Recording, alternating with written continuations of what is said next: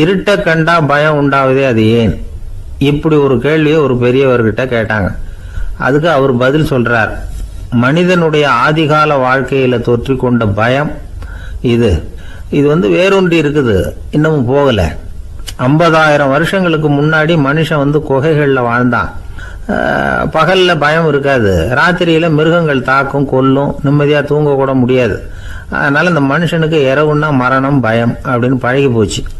மனிதர்களுடைய எல்லா மனசையும் சேர்த்து மொத்தமா ஒரு மனசு உண்டு. மனிதர்களுடைய நினைவு இந்த மொத்த மனசுல பதிஞ்சிருக்கு, பரவுது. இந்த மொத்த மனசுல இருட்டு பற்றிய பயம் பதிந்து நீடிக்குது அப்படிங்கிறார் அவர். இந்த காலத்துல இரவை பகலாக்கிறதுக்கு எவ்வளவோ விளக்குகள்லாம் வந்தாச்சு. ராத்திரியிலேயும் மிருகங்கள் தாக்குங்கிற நிலைமை இல்லை. பாதுகாப்பான வீடுகள், விலங்குகளும் விலகி போயிட்டு, விலங்குகள்லாம் விலகி போயிட்டு, வீடுகளும் பாதுகாப்பா இருக்குது. சரி, இருந்தாலும் அந்த பழங்கால பயம் இருட்டு பயம் இன்னமும் மனுஷனை விட்டு போகல. இன்னொரு விஷயம் என்னன்னா, இருட்டில இருந்து வெளிச்சத்துக்கு வராத மனிதர்கள் இன்னைக்கு அதிகம். ஒரு ஆளு ஆத்துக்கு மீன் பிடிக்கிறதுக்காக போனான், இன்னும் விடியல. அதுக்குள்ள வலையை எடுத்துட்டு கிளம்பி போயிட்டான். வெளிச்சம் வர்றதுக்கு முன்னாடியே போய் சேர்ந்துட்டான். விடிகிற வரைக்கும் என்ன பண்றது? சும்மா கரையிலேயே உட்காந்து காலாட்டிக்கிட்டு இருக்கிறான். காலில் ஏதோ ஒரு சின்ன மூட்டை தட்டுப்பட்டுது. இருட்டில் அது என்னன்னு சரியா தெரியல. மூட்டைக்குள்ள சின்ன சின்ன கல்லா நிறைஞ்சி இருக்குது. சும்மா பொழுது போகணுமேங்கிறதுக்காக இவன் அந்த மூட்டைக்குள்ள இருந்து ஒவ்வொரு கல்லா எடுத்து ஆத்துல வீசிக்கிட்டு இருக்கிறான். விடிகிற வரைக்கும் வேற வேலை இல்லைங்கிறதுனால இப்படி செஞ்சுக்கிட்டே உட்காந்துருக்கிறான். கிழக்க மெதுவா வெளிச்சம் தெரிய ஆரம்பிச்சது. பொழுது விடியறதுக்கான அறிகுறி. இதுக்குள்ள அந்த மூட்டையில இருந்த எல்லா கல்லையும் எடுத்து வீசி எறிஞ்சுட்டான். கடைசியா ஒரே ஒரு கல் மட்டும்தான் கையில பாக்கி இருந்தது. வெளிச்சம் வந்ததும் அந்த கல்லை பார்த்தான், அப்படியே திகைச்சு போயிட்டான். அடடா, இது வரைக்கும் தெரியாம தப்பு பண்ணிட்டோமே அப்படின்னு நினைச்சான். ஏன் தெரியுமா? அவன் கையில இருந்தது வெறும் கல் இல்ல, விலை வசந்த ரத்தன கல். அது இருட்டுல என்னன்னு புரியாததுனால மூட்டையில இருந்த எல்லா ரத்தன கல்லையும் ஆத்துல வீசி எறிஞ்சிருக்கிறான். இப்போ அவனுக்கு அழுகையே வந்துடும் போல இருந்தது. வாழ்க்கையை வசதி ஆக்கிக்கிறதுக்கான வாய்ப்பு அவனுக்கு இருந்தது. இருந்தாலும் இருட்டுல அதை இழந்துட்டான். அந்த வகையில அவனுக்கு கொஞ்சம் அதிர்ஷ்டம் இருந்திருக்குது. அதாவது ஏதோ ஒரு வகையில இருந்திருக்குது. அதனாலதான் அந்த கடைசி கல்ல எரியறதுக்குள்ள வெளிச்சம் வந்துட்டுது. பல பேருக்கு அந்த அளவு கூட அதிர்ஷ்டம் வர்றது இல்லை. எல்லாத்தையும் வீசினதுக்கு அப்புறம் தான் வெளிச்சம் வரும். என்னன்னு விவரம் தெரியாமலே எழுந்திரிச்சு வந்துருவாங்க. வாழ்க்கைங்கிறது ஒரு பெரிய புதையல். அதை புரிஞ்சிக்காம மனுஷன் அதை வீசி எரிஞ்சுக்கிட்டு இருக்கான் அப்படிங்கிறது தான் பெரியவங்க கருத்து. சில பேருக்கு புரிஞ்சுக்கிற நேரம் வரும், அதுக்குள்ள வாழ்நாள்லாம் ஓடி போயிருக்கும். அதுக்கப்புறம் என்ன பண்றது? நம்மால் ஒருத்தன் கையில ஒரு சின்ன பையோட வந்துகிட்டு இருந்தான். பை உள்ள ஏகப்பட்ட நகைகள், ரத்தன கல் எல்லாம் இருக்கு. வந்துகிட்டு இருந்தவன் திடீர்னு அந்த பையை அப்படியே ஒரு குளத்துல வீசி எறிஞ்சுட்டான். மகான்கள் தான் இப்படி பற்று இல்லாம இருப்பாங்க. என்னங்க இது, விலை மதிப்புள்ள அந்த பையை இப்படி குளத்துல வீசி எறிஞ்சுட்டீங்களே, இதுக்கு என்ன அர்த்தம் அப்படின்னு கேட்டார் அவன் கூட வந்தவர். அவன் மெதுவா இவர் காதோட காதா சொல்றான். ஒரு போலீஸ்காரர் பின்னாடி வந்துகிட்டு இருக்கிறார், அவர் போனதுக்கு அப்புறம் இதை எடுத்துக்குவேன் அப்படிங்கிறான்.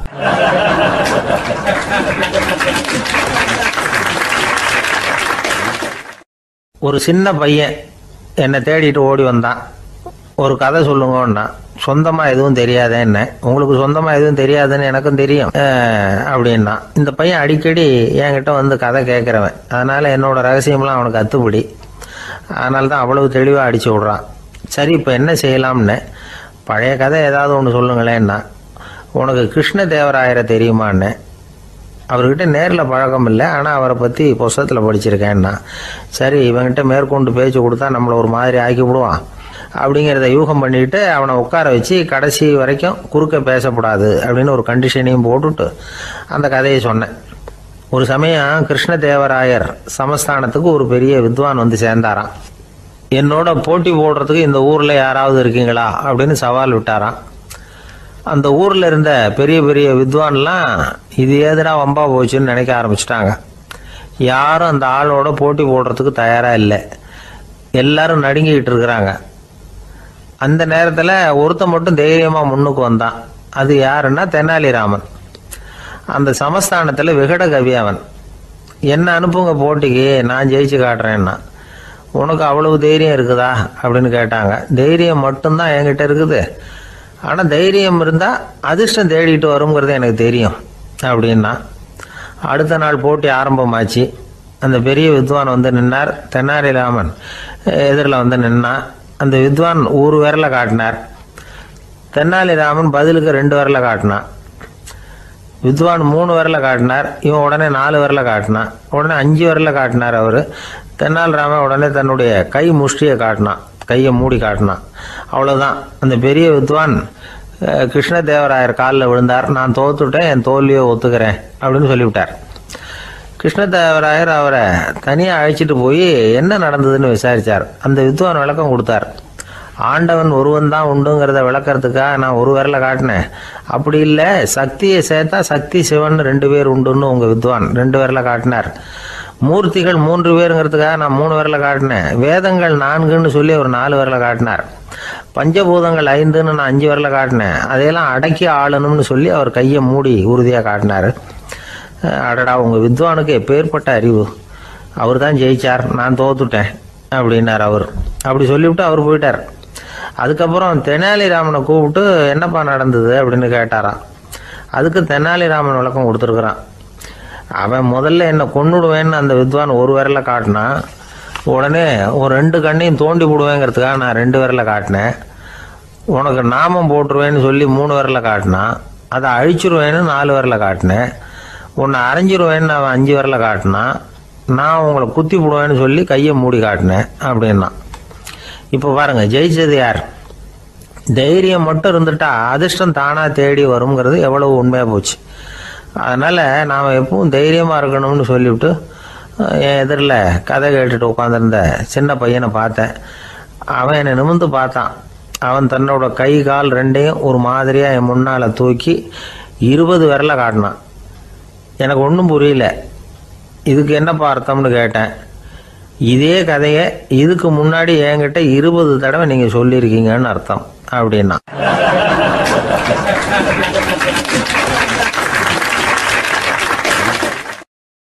ரெண்டு பேர் சுவாரஸ்யமாக பேசிகிட்டு இருக்கிறப்போ குறுக்க புகுந்து தொந்தரவு பண்ணுறதுக்குன்னே சில பேர் இருப்பாங்க. அது ரொம்ப இடைஞ்சலாக இருக்கும். இதே மாதிரி மின்காந்தம் கூட குறுக்க புகுந்து தொந்தரவு பண்ணும். கடைசியில் அது ஒரு பெரிய இடைஞ்சலில் கொண்டாந்து விட்டுரும். சில வீடுகளில் கேபிள் கனெக்ஷன் இல்லாமல் சில தனியார் டிவி காட்சிகள் தெரியும். அதுக்கு என்ன காரணம்னா இந்த மின்காந்த குறுக்கீடு தான் காரணம். இதைத்தான் சுருக்கமாக இஎம்ஐ அப்படின்னு சொல்கிறாங்க. அதாவது எலக்ட்ரோ மேக்னெட்டிக் இன்டர்ஃபியரன்ஸ். இது ஏற்படக்கூடிய இடங்கள் எது எதுன்னு எடுத்துக்கிட்டால் அது ஒரு பெரிய பட்டியலாகவே போயிடும். இந்த இஎம்ஐ தொந்தரவு வந்து கேபிள் டிவியில் மட்டும்தான் இல்லை, ராக்கெட் ஏவுதளத்தில் உள்ள ரேடார்கள், அங்கே உள்ள சில சக்தி வாய்ந்த தொலைத்தொடர்பு சாதனங்கள், விமான தளங்களில் உள்ள ரேடார்கள், கப்பல் தளங்களில் பொருத்தப்பட்டிருக்கக்கூடிய சக்தி வாய்ந்த ஆண்டனாக்கள், இப்படி நிறைய சொல்லலாம். காவல் நிலையங்களில் பயன்படுத்தப்படுகிற வயர்லெஸ் தொடர்பு சாதனங்கள் கூட ஓரளவுக்கு இந்த மின்காந்த அலைகளை வந்து வெளியிடும்.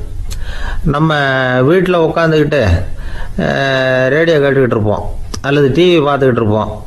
அந்த சமயத்தில் பக்கத்து தெருவில் ஒரு மோட்டார் சைக்கிள் அல்லது காரு, குறிப்பாக பெட்ரோல் இன்ஜின், அது போகிறப்போ அதில் உள்ள மின்கலத்தில் வந்து, அதாவது மேக்னெட்டோ பேட்டரியிலிருந்து வெளிப்படுகிற மின்காந்த அலை இங்கே வந்து டிவியிலையும் ரேடியோவிலையும் கரகரப்பை உண்டு பண்ணும். சரி, இது வந்து பெருசாக என்ன இடைஞ்சலை உண்டு பண்ணிட போகுது அப்படின்னு நாம் அலட்சியமாக நினைக்கலாம். வயசானவங்களுக்கு மறதி நோயின்னு ஒன்று வரும்ல, அல்ஷமீர், அதாவது மூளையில் உள்ள செல்கள் வந்து செயலிழந்து போயிடுறது.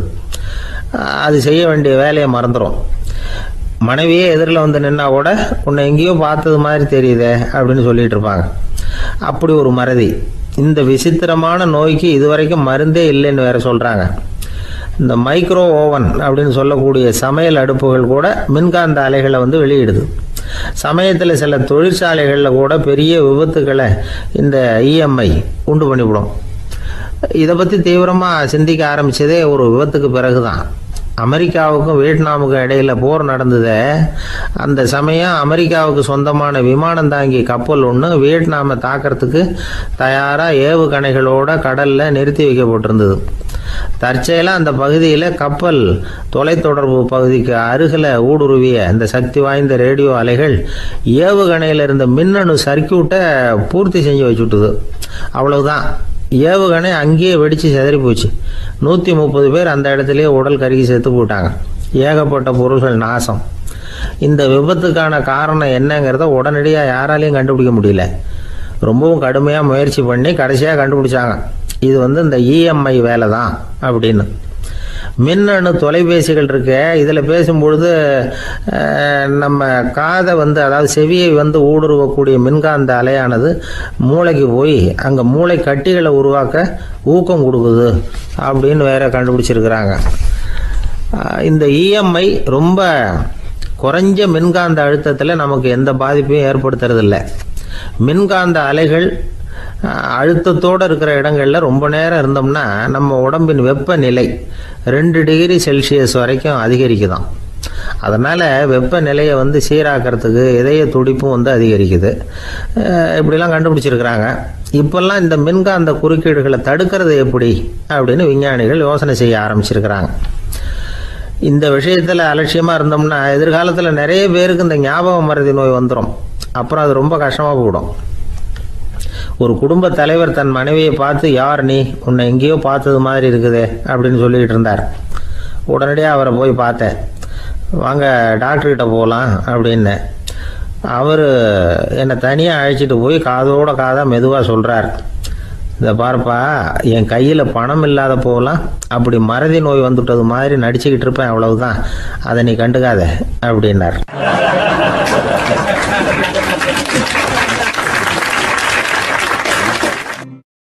ஒருத்தர் வேகமாக நடந்து போகிறார். கடைத்தெருவில் ஒரு ஸ்வீட்டு கடையை பார்க்குறார். உடனே சடன் பிரேக் போட்டது மாதிரி நிற்கிறார். ஒரு ஸ்வீட் வாங்கி சாப்பிட்லாமேன்னு மனசு சொல்லுது. டாக்டர் வேணாம்னு சொல்லியிருக்கிறார், உடம்புக்கு ஒத்துக்காது, அதனால் அது வேணாம்னு சொல்லுது அறிவு. இவர் மனசு சொல்கிறத கேட்கல, அறிவு சொல்கிறபடி கேட்குறார். அதனால் மறுபடியும் வேகமாக அங்கேருந்து நடந்து போயிடுறார். அவர் நல்ல மனுஷன். மனுஷனுக்கு அறிவும் இருக்குது, உணர்ச்சியும் இருக்குது. எதுக்கு எடுத்தாலும் உணர்ச்சி வசப்பட்டுக்கிட்டு இருக்கக்கூடாது, அறிவு வசத்தில் நாம் இருக்கணும். அப்போ தான் நாம் நல்லபடியாக வாழ முடியும். இல்லைன்னா அவஸ்தை தான். மகாபாரதத்தில் சந்தனுன்னு சொல்லி ஒரு அரசன் வர்றான். அவன் ஒரு சமயம் அறிவு வசப்படாமல் உணர்ச்சி வசப்படுறான். அதாவது ஒரு நாள் கங்கை கரையில் ஒரு அழகான பொண்ணை பார்க்குறான். இவனுடைய மனசு அவகிட்ட போயிடுது. அவளை கல்யாணம் பண்ணிக்கிறதுக்கு ஆசைப்படுறான். அந்த பொண்ணு சரின்னு சம்மதிக்கிறா. ஆனால் ஒரு நிபந்தனை போடுறா. அந்த நிபந்தனைக்கு சம்மதம்னு சொன்னாதான் உன்னை கல்யாணம் பண்ணிக்குவேன்னு சொல்றா. சரி, அவ போட்ட நிபந்தனை என்ன தெரியுமா? இது மாதிரி, நான் உங்க மனசு புண்படுற மாதிரி எந்த காரியம் பண்ணாலும் நீங்க என்ன ஏன்னு கேட்கக்கூடாது, நான் செய்யற காரியத்தை தடுக்கவும் கூடாது. அப்படி நீங்க செஞ்சா அடுத்த கணமே நான் உங்களை பிரிஞ்சு போயிடுவேன். இதுதான் அந்த பொண்ணு போட்ட நிபந்தனை. சந்தன அரசன் இந்த நிபந்தனையை ஒத்துக்கலாமா? இதை அறிவுபூர்வமாக யோசிச்சிருந்தா இதுக்கு கட்டுப்பட்டுக்க மாட்டான். இந்த நிபந்தனைக்கு நான் சம்மதிக்க மாட்டேன்னு தான் சொல்லியிருக்கணும். ஆனால் அவன் அந்த நேரத்தில் உணர்ச்சி வசத்தில் இருந்தான். அதனால் நீ என்ன சொன்னாலும் சரின்னு ஒத்துக்கிட்டான். அவளை கல்யாணம் பண்ணிக்கிட்டான். இதனால என்ன ஆச்சு? 7 பச்சை இளம் குழந்தைகளை பிறந்த உடனே அவள் கங்கையில் தூக்கி எறிஞ்சி கொல்லக்கூடிய கோர காட்சியை இவன் ஒன்று பின்னாடி ஒன்றா பார்க்க வேண்டியதாக போச்சு. கடைசியில் 8வது குழந்தை பிறந்ததுன்னா அவனுடைய அறிவு மேலோங்குது. அந்த கொடிய செயலை தடுத்து நிறுத்துறான். அந்த 8வது குழந்தை தான் பின்னாடி பீஷ்மர் ஆகிறார். ஒரு பக்தி பிரசங்கத்தில் ஒரு பேச்சாளர் இந்த விஷயத்தை சொல்லிவிட்டு இன்னொரு விஷயமும் சொன்னார். அது என்னன்னா, சந்தனு மன்னன் அறிவுக்கும் உணர்ச்சிக்கும் நடுவில் அகப்பட்டு தவிச்சதுனால அவன் வம்சத்தில் வந்த கௌரவர்கள் உணர்ச்சி வசப்பட்டாங்க, பாண்டவர்கள் அறிவு வசப்பட்டாங்க அப்படின்னு சொன்னார். மனுஷனுக்கு உணர்ச்சியை விட அறிவு மேலோங்கி இருக்கணுங்கிறது சரிதான். ஆனால் அந்த அறிவை எப்படி உபயோகப்படுத்துகிறோங்கிறது முக்கியம். ஒருத்தர் சொன்னார், சார், இன்னைக்கு கோயம்புத்தூரில் ஒரு கல்யாணம், அதுக்கு நான் போக முடியலேன்னு நினைக்கும் பொழுது மனசுக்கு ரொம்ப வருத்தமாக இருக்குது சார் அப்படின்னார். ரொம்ப உணர்ச்சி வசப்பட்டார். அதுக்காக கவலைப்படாதீங்க சார், ஒரு வாழ்த்து தந்தி கொடுத்துருங்களேன் அப்படின்னார் இன்னொருத்தர். அது எப்படி சார் முடியும்னார் அவர். நான் தானே சார் கல்யாண மாப்பிள்ளை அப்படிங்கிறார் அந்த ஆள்.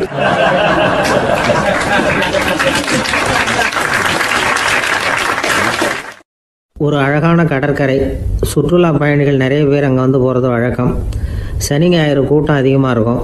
அதோட விளைவு என்னங்கிறது அடுத்த நாள் தான் தெரியும்.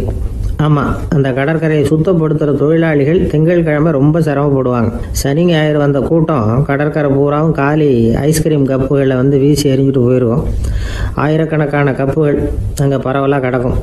அதையெல்லாம் பொறுக்கி எடுத்து சுத்தம் பண்ணி ஆகணும். இதனால் திங்கட்கிழமை வேலைக்கு வர்றதுக்கு எல்லோரும் பயப்படுவாங்க. அப்படி ஒரு நிலைமை. பல பேர் அன்னைக்கு லீவ் எடுத்துகிட்டு போயிடுறது வழக்கம். நமக்கு எதுக்கு இன்றைக்கி தொந்தரவுன்னு. இது ஒரு பெரிய பிரச்சனையாக இருந்தது. இதுக்கு என்ன பண்ணலாம் அப்படின்னு யோசனை பண்ணாங்க. ஒரு ஆலோசனை கூட்டத்துக்கு ஏற்பாடு பண்ணாங்களாம். அந்த நகர நிர்வாக அலுவலர்கள், பணியாளர்கள் எல்லாரும் அதில் கலந்துக்கிட்டாங்க. கூட்டம் ஆரம்பமாச்சு. ஆரம்பத்தில் சொன்னாங்க, இந்த பிரச்சனைக்கு ஒரு தீர்வு வேணும், என்ன பண்ணலாம், அதை முடிவு செய்கிறதுக்கு தான் இந்த கூட்டம். இதில் நீங்கள் செய்ய வேண்டியது என்னென்னா, உங்களுக்கு தோன்றுகிற யோசனை எதுவாக இருந்தாலும் சொல்லுங்கள். கொஞ்சம் கூட தயக்கம் வேண்டாம். நாம் சொல்கிற யோசனை ஈடுபடுமா படாதா அப்படின்லாம் யோசிக்க வேணாம். எல்லாருடைய யோசனைகளையும் அப்படியே பதிவு செய்துக்கிறோம்.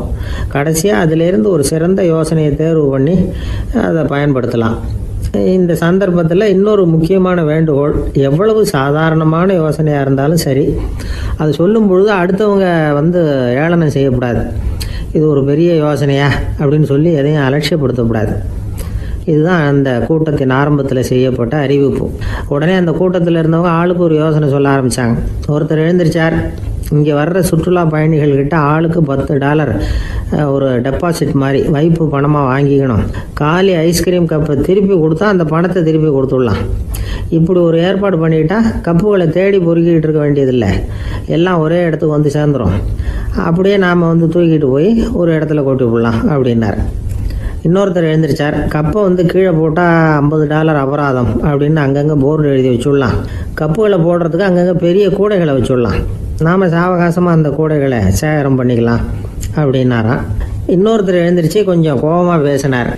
கப்புகளை அவங்க வாயிலேயே திணிச்சு விடணும், அதுகளை முன்னு சாப்பிட்டு பார்த்தா தான் தெரியும் அது எவ்வளவு கஷ்டங்கிறது அப்படின்னு ரொம்ப கடுமையாக பேசியிருக்காரு.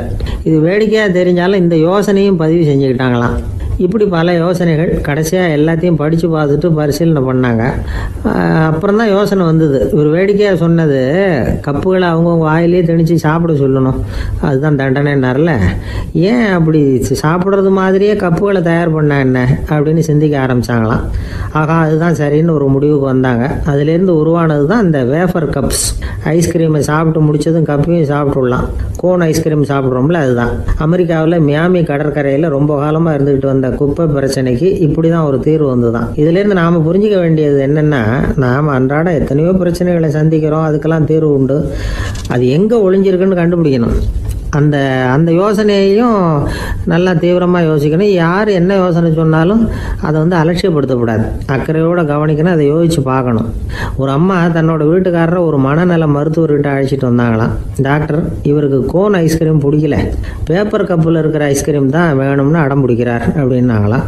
அது ஒன்றும் தப்பு இல்லையேன்னாராம் டாக்டர். இதுக்கு அந்த அம்மா சொன்னாங்களாம், இவர் கப்பு ஐஸ்கிரீம் வாங்குறதுல தப்பு இல்லை டாக்டர், பிரச்சனை அது இல்லை. அப்புறம் வேறு என்னென்னு கேட்டிருக்காரு. வாங்கினதும் ஐஸ்கிரீமை கீழே கொட்டிவிட்டு அந்த பேப்பர் கப்பை மட்டும் விரும்பி சாப்பிட்றார், அதனால தான் உங்ககிட்ட அழைச்சிட்டு வந்தேன் அப்படின்னாங்களாம்.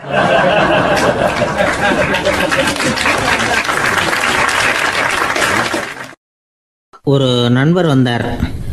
ரொம்பவும் இறுக்கமாக உடை அணிஞ்சிருந்தார். அதாவது ஆடைக்குள்ளே அவர் மாட்டிக்கிட்டு இருந்தது மாதிரி தெரிஞ்சது. ஏன் துணி குறைச்சலாக எடுத்துட்டிங்களா அப்படின்னு கேட்டோம். இல்லைங்க, எனக்கு எப்போவுமே இறுக்கமாக உடை அணிகிறது தான் பிடிக்கும் அப்படின்னார். ஒருத்தர் எப்படி உடை அணிகிறார் அப்படிங்கிறத வச்சு அந்த ஆள் எப்படிப்பட்டவர் அப்படிங்கிறத கண்டுபிடிச்சிடலாம். உடை அணிகிற விதம் ஒருத்தருடைய மனநிலையை வெளிப்படுத்துதான். இப்போ இறுக்கமான உடை அணிகிறவங்க பொதுவாக மன நிம்மதி இல்லாதவங்களாக இருப்பாங்களாம், கோபக்காரங்களாக இருப்பாங்களாம். ரொம்ப தொலைதொலைப்பாக ஆடை அணிகிறவங்க இருக்கிறாங்கல்ல, அவங்கெல்லாம் அமைதியான ஆளாக இருப்பாங்களாம், சாந்தமாக இருப்பாங்களாம். இவங்கெல்லாம் போராடுறதுக்கு சரியாக வரமாட்டாங்களாம். இப்படி ஒரு கணிப்பு இருக்குது. அதனால தான் போர் வீரர்களுக்கெல்லாம் இறுக்கமான உடையை தான் கொடுக்கறது வழக்கம். ஆனால் சன்னியாசிகளை பாருங்கள், அவங்களுக்கெல்லாம் ரொம்ப தொலை உடைகள் தான். அவங்கெல்லாம் டைட் பேண்ட் போட்டுக்கிட்டு நிற்க மாட்டாங்க சன்னியாசிகள்லாம். அதே மாதிரி சன்னியாசிகள்லாம் காவி உடையை தேர்ந்தெடுக்கிறதுக்கும் காரணம் உண்டு. பல ஆண்டுகள் சோதனை செஞ்சு பார்த்துட்டு தான் சன்னியாசத்துக்கு காவி தான் சரி அப்படின்னு முடிவு பண்ணியிருக்கிறாங்க. இப்போ பௌதீக விஞ்ஞானப்படியும் அதுதான் சரி. அதாவது சூரிய ஒளியில் 7 வண்ணங்கள் உண்டு.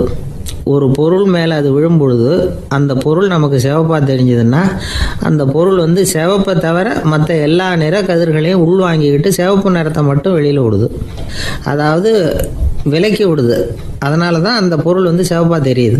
உடல் ஆரோக்கியத்துக்கு ஓரளவு சிவப்பு தேவைப்படுது. அதனால தான் காவி உடை அணிஞ்சால் சூரிய ஒளி ஓரளவு சிவப்பை விலக்கிவிடும். அதாவது சிவப்பின் பலனும் கிடைக்கும், இந்த சிவப்பின் கெடுதலும் இல்லை. அப்படின்னு யோசனை பண்ணாங்க. காவி உதய வேளையின் நிறம். கீழ் வானத்தில் கதிர் உதிக்கிற வேளையில் முதல் ஒளி தோன்றுகிற நேரத்தில் காவி நிறம் தான் கசியும்.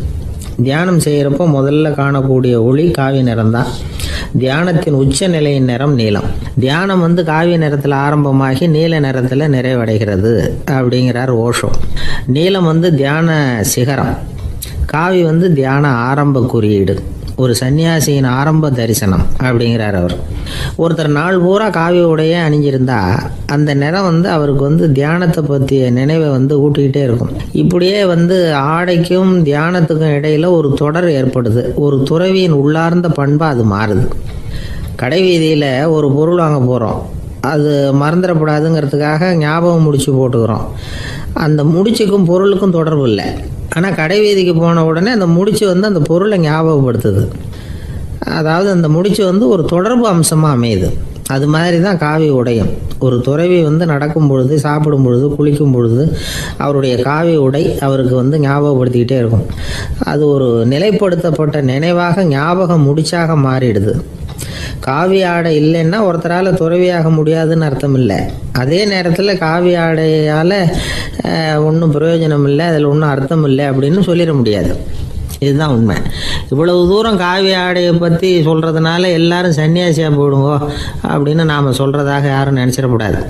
மனசுக்கும் நிறத்துக்கும் உள்ள சம்பந்தத்தை தெரிஞ்சுக்கிறதுக்காக தான் இவ்வளவும். நமக்கு தெரிஞ்ச நண்பர் ஒருத்தர் இருக்கிறார், ஆஃபீஸில் வேலை பார்க்குறவர். ஒவ்வொரு மாதமும் 20ஆம் தேதிக்கு பிறகு அவரை போய் பார்த்தீங்கன்னா காவி உடை அணிஞ்சிக்கிட்டு, கண்ணை மூடிக்கிட்டு, கை ரெண்டையும் விரித்து வச்சுக்கிட்டு தியானத்திலேயே உட்காந்துருப்பார். ஏன் இப்படி பண்ணுறீங்கன்னு கேட்டேன். அதாவது 20ஆம் தேதிக்கு பிறகு என் கையில் ஒரு பைசா கூட கிடையாது, ஒரு சன்னியாசி லெவலில் இருக்கிறேன், என்கிட்ட எதுவும் செலவுக்கு கேட்காத அப்படின்னு என் மனைவிக்கு நான் சூக்காக உணர்த்துறதுக்காக அப்படி உட்காந்துருப்பேன் அப்படின்னு விளக்கம் கொடுக்குறார் அவர்.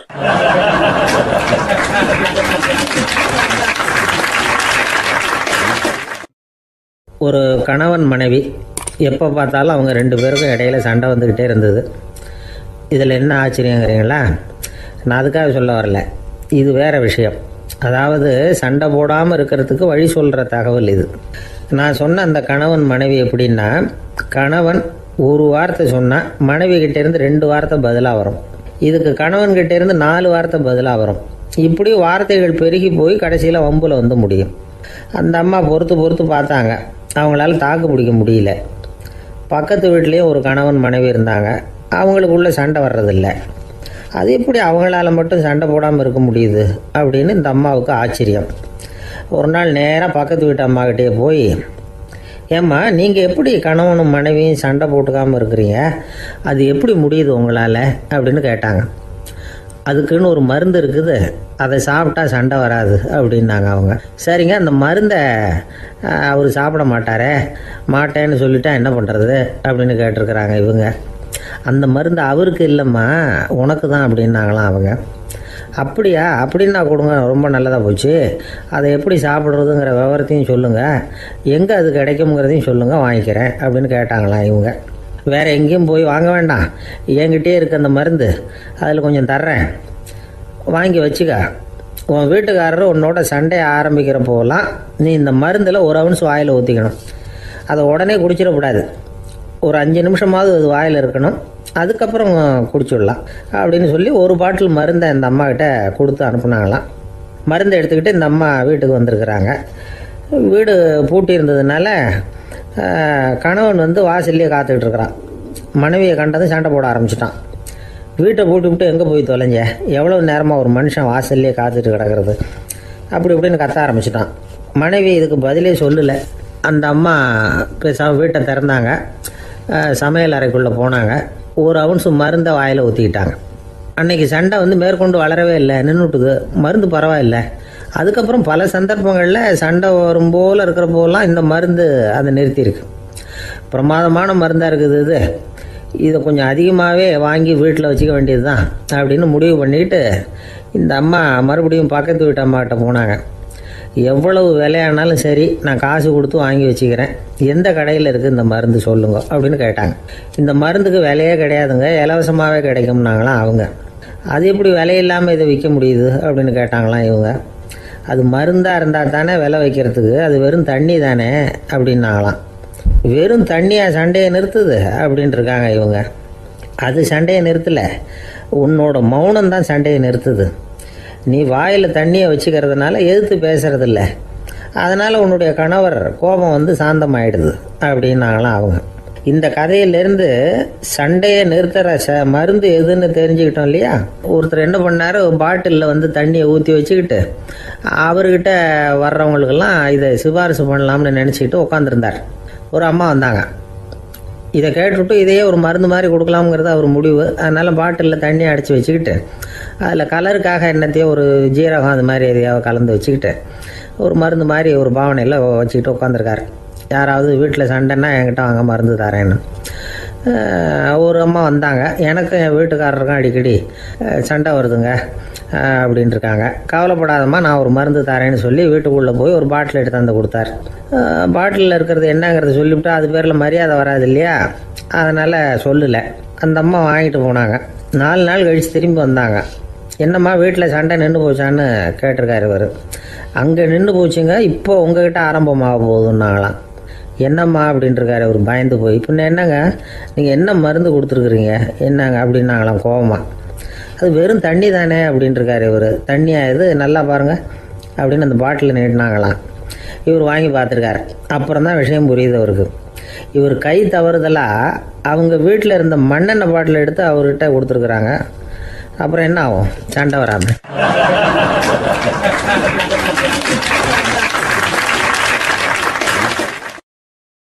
ஒரு சராசரி மனிதனுடைய இயல்பு என்ன? இன்பம் வந்தால் துள்ளி குதிப்பான், துன்பம் வந்தால் சோர்ந்து போய் ஒரு மூலையில் உட்காந்துருவான். இவன் தான் சராசரி மனிதன். ஆனால் ஒருத்தன் இன்பம் வந்தால் அதுக்காக மகிழ்ச்சி அடையிறதில்ல, துன்பம் வந்தால் அதுக்காக சோர்ந்து போகிறதில்ல அப்படின்னு வச்சுக்கோங்க. அப்படி இருந்தால் அவன் சாதாரண ஆள் கிடையாது. ஒரு ஊரில் ஒரு ஞானி இருந்தார். அவரை தேடிட்டு ஒரு பெரியவர் வந்தார். ஐயா, ஞானத்தில் சிறந்த ஞானம் எது அப்படின்னு கேட்டாராம். இதுக்கு அந்த ஞானி என்ன பதில் சொன்னார் தெரியுமா? இன்பத்தினால மகிழ்ச்சி அடையாமலும் துன்பத்தினால சோர்வு அடையாமலும் இருக்கிறது தான் அந்த ஞானம், பெரிய ஞானம் அப்படின்னாராம். சரி சுவாமி, அப்படிப்பட்ட ஞானம் உங்களுக்கு எப்படி வந்ததுன்னு கேட்டிருக்காரு இவர். அதை நான் ஒரு கழுதைகிட்ட இருந்து கற்றுக்கிட்டேன் அப்படின்னாராம் அவர். இவருக்கு ஒன்றும் புரியல, ஒரு மாதிரியாக முழிச்சிருக்கிறார். இதை அவர் புரிஞ்சுக்கிட்டார். நீங்கள் நாளைக்கு காலையில் நம்முடைய ஆசிரமத்துக்கு வாங்க, புரிய வைக்கிறேன்னாராம். சரின்னு அவர் போயிட்டார். மறுநாள் காலையில் ஆசிரமத்துக்கு வந்து சேர்ந்தார். ஞானி அவரை கூப்பிட்டு உட்கார வச்சார். வாங்க வந்து இப்படி உட்காருங்க, கொஞ்சம் நேரத்தில் இந்த வழியாக ஒரு கழுதை போகும், அதை கவனித்து பாருங்கன்னாராம். இவருக்கு இன்னமும் ஒன்றும் புரியாமல் போச்சு, ஒரே குழப்பம். இருந்தாலும் அந்த ஞானி சொன்னது மாதிரியே உட்காந்துருக்கிறார். கொஞ்சம் நேரத்தில் அந்த வழியாக ஒரு கழுதை போச்சு. அது முதுக நிறைய அழுக்கு மூட்டைகள், அதை சுமந்துக்கிட்டு போகுது. ஒரு சலவை தொழிலாளி அதை ஓட்டிகிட்டு போகிறார். கொஞ்சம் தூரத்தில் ஒரு ஆறு இருக்குது. அங்கே போய் துணியெல்லாம் சுத்தப்படுத்திக்கிட்டு சாயந்தரமாக திரும்பி இந்த வழியாகவே வருவாங்க. ஞானி சொன்னது மாதிரியே இந்த பெரியவர் அழுக்கு மூட்டையை சுமந்துக்கிட்டு போகிற அந்த கழுதையை கவனித்தார். கழுதை போயிட்டுது. அதுக்கப்புறம் ஞானியை திரும்பி பார்த்தார். இப்போ அந்த ஞானி சொன்னார், சாயந்தரம் வரைக்கும் நீங்கள் இங்கேயே இருக்கணும்னார். அதே மாதிரி இவர் இருந்தார். சாயந்தரமாக அந்த ஞானி சொன்னார், ஐயா, இப்போ கொஞ்ச நேரத்தில் அந்த கழுதை இந்த வழியாக திரும்பி வரும், அதையும் கவனித்து பாருங்கன்னார். இவரும் கவனித்து பார்க்குறார். கழுதை வந்தது. அது முதுகில் சலவை செய்யப்பட்ட துணி மூட்டை, அது பாட்டுக்கு சுமந்துக்கிட்டு போய்கிட்டு இருக்குது. பெரியவருக்கு ஒன்றும் புரியல, பொறுமை இழந்துவிட்டார். சரி சுவாமி, இந்த கழுதைக்கும் உங்கள் ஞானத்துக்கும் என்ன சம்பந்தம் அப்படின்னார். இப்போ அந்த ஞானி விளக்கினார். ஐயா, இந்த கழுதை இதே மாதிரி தினமும் காலையில் அழுக்கு மூட்டைகளை சுமந்துக்கிட்டு ஆற்றுக்கு போகுது, மாலையில் வெண்மையான சுத்தமான துணிகளை சுமந்துக்கிட்டு திரும்பி ஊருக்கு போகுது. காலையில் இது போகும் பொழுது முதுகில் அழுக்கு மூட்டைகளை சுமந்துக்கிட்டு போகிறோமேங்கிற வருத்தமும் அதுக்கு கிடையாது. சாயந்தரம் திரும்பி வரும்பொழுது சுத்தமான துணிகளை சுமந்துக்கிட்டு வர்றோமேங்கிற மகிழ்ச்சி அதுக்கு இல்லை. இதை பார்த்து தான் நானும் அது மாதிரி ஞானத்தை கற்றுக்கிட்டேன் அப்படின்னாராம். அதனால் யார் கற்றுக் கொடுக்குறாங்க அப்படிங்கிறத விட எதை கற்றுக்கிறோம் அப்படிங்கிறது தான் முக்கியம். ஒரு சினிமா பார்க்குறோம், ஒரு அருவி கொட்டுறது மாதிரி காட்சி வருது, தண்ணீர் வழியுது. படம் முடிஞ்சதும் பார்த்தீங்கன்னா அந்த திரை என்ன நனைஞ்சு போயாருக்கும். ஒரு தீப்பிடிச்சு எரியிற காட்சியே சினிமாவில் பார்க்குறீங்க, காட்சி முடிஞ்சதும் அந்த வெண் திரையே கருகி போயாருக்கும். படத்தில் வர்ற தண்ணீரும் நெருப்பும் அந்த திரையை பாதிக்கிறது இல்லை. நாம் அந்த திரை மாதிரி இருக்கிறதுக்கு கற்றுக்கணுமா. அந்த பக்குவம் வந்துவிட்டதுன்னா இன்பமும் துன்பமும் நம்ம எதுவும் செய்யாது. ஒரு சினிமாவை பார்க்குற வரைக்கும் சிரிக்கலாம், அழலாம். பார்த்துட்டு வெளியில் வரும்பொழுது அழுதுகிட்டே வரக்கூடாது. ஒருத்தர் வந்தார், அப்படி படம் முடிஞ்சு வெளியில் வரும்பொழுது அருவி மாதிரி கண்ணீர் சிந்திக்கிட்டே வரார். ஏன் சார் படம் அவ்வளவு சோகமா அப்படின்னு கேட்டார். இன்னொருத்தர், இல்லை சார் கூட்டம் ரொம்ப குறைச்சல் சார், மொத்தம் படம் பார்க்க வந்தவங்களே 15 பேர் தான் சார் அப்படின்னார் கண்ணீரை தொடச்சிக்கிட்டே. அதுக்கு நீங்கள் ஏன் சார் அழறீங்கன்னு கேட்டார் அவர். இந்த படத்தோட தயாரிப்பாளரே நான் தான் சார் அப்படின்னாரா இவர்.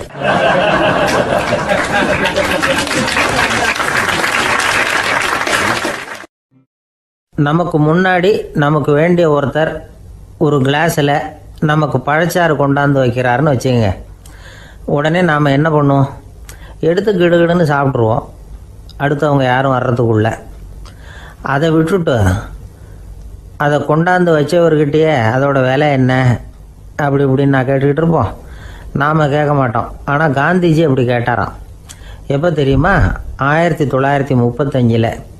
அந்த வருஷம் மே மாதத்தில் ஒரு நாள் காந்திஜி டெல்லியில் இருக்கிறார். அப்போ அவருக்கு 2 டம்ளர் மாம்பழச்சாறு கொண்டாந்து கொடுக்குறாங்க. அதை வாங்குறார். இதோட விலை என்ன அப்படின்னு கேட்டார் காந்திஜி. யாருக்கிட்ட கேட்டாருன்னா மனுபென் காந்திகிட்ட கேட்குறார். அவங்க தான் கொண்டாந்து கொடுக்குறாங்க. காந்திஜிக்கு உதவி செய்கிறதுக்காக அவர் கூடவே இருந்தவங்க அவங்ககிட்ட தான் கேட்குறாரு. காந்திஜி சும்மா வேடிக்கைக்காக இப்படி கேட்குறாருன்னு நினச்சிட்டாங்க அந்த அம்மா. அதுவும் இல்லாமல் அதோட விலையை கேட்டால் காந்திஜி நிச்சயமாக அதை சாப்பிட மாட்டார் அப்படிங்கிற பயம் வேறு. அதனால் அந்த அம்மா பதில் எதுவும் சொல்லாமல் கம்முன்னு இருந்துட்டாங்க. கொஞ்ச நேரம் ஆச்சு. அந்த பழச்சாறு வச்ச இடத்துல அப்படியே இருக்குது, வச்சபடியே இருக்குது. காந்திஜி அதை சாப்பிடவே இல்லை. மனுபென் காந்தி பார்த்தாங்க. மெதுவாக காந்திஜிக்கிட்ட போய் அதை சாப்பிடுங்களேன் அப்படின்னாங்க. பழச்சாறு விலை என்னன்னு கேட்டேன், அதுக்கு பதில் இல்லை. அது முதல் தப்பு. பதிலை எதிர்பார்த்திருந்தும் அதை பற்றி விசாரிக்கலை, அது 2வது தப்பு. இப்படி 2 தப்புகளை பண்ணிவிட்டு என்கிட்ட வந்து இதை சாப்பிடுங்கன்னு சொன்னால் அது எப்படி அப்படின்னு கேட்டாராம் காந்திஜி. மனுபென் காந்தி என்ன சொல்கிறதுன்னு தெரியாமல் திகைச்சு போய் நின்றுக்கிட்டு இருந்தாங்க. காந்திஜி தொடர்ந்து சொன்னாராம், இப்போ என் முன்னாடி வச்சிருக்கிற இந்த பழச்சாறு விலை சுமாராக ஒரு ₹1/2 இருக்கும். அது அந்த காலத்து மதிப்பு. இந்த பழச்சாறு இல்லாமல் கூட என்னால் இருக்க முடியும். ஆனால் அவசியமான பொருள்களை வாங்கிறதுக்கு கூட சக்தி இல்லாத மக்கள் இந்த நாட்டில் நிறைய பேர் இருக்கிறாங்க. அப்படி இருக்கிறப்போ எனக்கு என்னத்துக்கு இந்த விலை உயர்ந்த பானம்?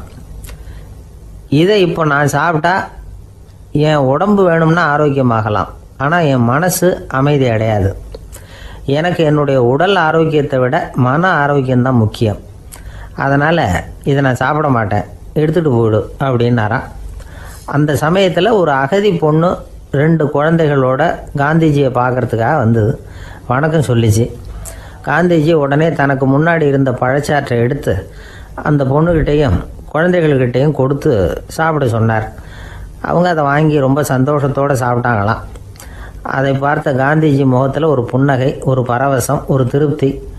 அவர் மனசு நிறைஞ்சிருந்தது. அப்போ அவர் சொன்னாராம், ஆண்டவன் எனக்கு எப்பவும் சரியான சமயத்தில் கை கொடுப்பாருங்கிறது அதுக்கு இதுதான் அத்தாட்சி. நான் ஒரு இக்கட்டான சூழ்நிலையில் இருக்கிறப்ப கூட கடவுளின் கருணையால் அந்த சூழ்நிலை என்னை பாதிக்கலை. என் கூட இவ்வளவு நாள் பழகியும் கூட இங்கே இருக்கிறவங்க எனக்கு அதிக விலையுள்ள பழரசத்தை கொடுத்தாங்க. ஆனால் சரியான நேரத்தில் அதை சாப்பிட வேண்டியவங்களை என்கிட்ட அனுப்பி வச்சு என்னை சந்தோஷப்படுத்தினார் கடவுள், அவருக்கு நன்றி அப்படின்னாராம் மகாத்மா காந்தி. உடல் ஆரோக்கியத்தை விட மன ஆரோக்கியம்தான் எனக்கு முக்கியம்னு சொன்னார் பாருங்க. அதை நாம் எல்லாரும் மனப்பூர்வமாக இன்றைக்கி சிந்திச்சு பார்க்கணும். இந்த காலத்தில் எல்லாரும் அப்படியா நினைக்கிறாங்க? எனக்கு தெரிஞ்ச ஒருத்தர் இருந்தார். தினமும் காலையில் ஒரு காஃபி சாப்பிட உட்கார்ற நேரத்தில் பக்கத்து வீட்டுக்காரர் வந்து சேருவார் கரெக்டாக. உடனே அவரும் தனக்குன்னு வந்திருக்கிற காப்பியை எடுத்து மனப்பூர்வமாக பக்கத்து வீட்டுக்காரர்கிட்ட கொடுத்துருவார். அதுக்கப்புறம் அவருக்காக வேறு காப்பி போட்டு கொண்டாந்து கொடுத்தாலும் வேண்டான்னு சொல்லிடுவார். ஆண்டவனாக பார்த்து சரியான நேரத்தில் அவரை எங்கள் வீட்டுக்கு தினமும் அனுப்பி வைக்கிறார் அப்படிம்பார். ஏன் அப்படி சொல்கிறீங்க அப்படின்னு கேட்டோம் ஒரு நாள். அதுக்கு அவர் சொல்கிறார், எனக்கு என்னோட உடல் ஆரோக்கியம்தான் முக்கியம். இதை கடவுள் புரிஞ்சுக்கிட்டு எங்கள் வீட்டு காப்பியை சாப்பிட்றதுக்கு தினமும் அடுத்த வீட்டுக்காரனை அனுப்பி வைக்கிறார் அப்படின்னார் அவர்.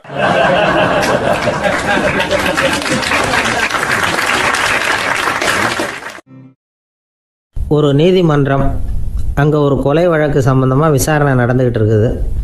அந்த வழக்கறிஞர் ரொம்ப தீவிரமாக வாதாடிக்கிட்டு இருக்கிறார். தன்னுடைய கட்சிக்காரர் நிரபராதிங்கிறது அவருக்கு நல்லா தெரியும். அதனால தான் அவர் சார்பாக வாதாடுறதுக்கே ஒத்துக்கிட்டார். அப்படி அவர் மும்முரமாக வாதாடிக்கிட்டு இருக்கிற சமயத்தில் அவசரமாக தந்தி ஒன்று வந்து சேர்ந்தது. அதை வாங்கி படித்து பார்த்தார். அதுக்கப்புறம் அதை மடித்து தன்னுடைய கோட்டு பையில் வச்சுக்கிட்டு தொடர்ந்து வாதாட ஆரம்பிச்சிட்டார். பேசி முடித்தார். அதுக்கப்புறம் அங்கே கோர்ட்டில் இருந்த சக வக்கீல்கள் அவர்கிட்ட வந்தாங்க. தந்தி ஒன்று வந்ததே, என்ன விஷயம் அப்படின்னு விசாரித்தாங்களாம். அப்போ அவர் சொல்லியிருக்கிறார், ஊரில் சிகிச்சைக்காக போயிருந்த என்னுடைய மனைவி இறந்து போனதாக தந்தி வந்திருக்குது அப்படின்னாராம். மற்ற வக்கீல்களுக்கு அதிர்ச்சி. என்னங்க இது, மனைவி இறந்ததை விட கேஸு முக்கியமாக உங்களுக்கு அப்படின்னு கேட்டிருக்கிறாங்க. இறந்து போன என் மனைவி மறுபடியும் திரும்பி வர போகிறதில்ல, ஆனால் என்னுடைய கட்சிக்காரர் ஒரு கொலை வழக்கில் மாட்டிக்கிட்டார். அவரும் நிரபராதி. அவர் உசுரை நான் காப்பாற்ற வேணாமா? இதுதான் என்னுடைய கடமை அப்படின்னாராம். இப்படி இவர் சொன்னதும் எல்லாரும் அப்படியே திகைச்சு போய் நின்றுட்டாங்களாம். சரி, கடமைக்கு முக்கியத்துவம் கொடுத்த அந்த வழக்கறிஞர் யார் தெரியுமா? அவர் தான் இரும்பு மனிதர் சர்தார் வல்லபாய் பட்டேல்.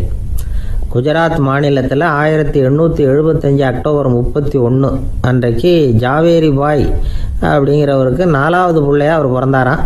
இந்த ஜாவேரி பாய் யார் தெரியுமா? ஜான்சி ராணி லட்சுமி பாய் போர் படையில் ஒரு வீரராக பணிபுரிஞ்சவர். இளம் வயசில் வல்லபாய் பட்டேல் ரொம்ப சிரமப்பட்டு படிச்சிருக்கார். விடாமுயற்சி வெற்றியை கொடுத்தது.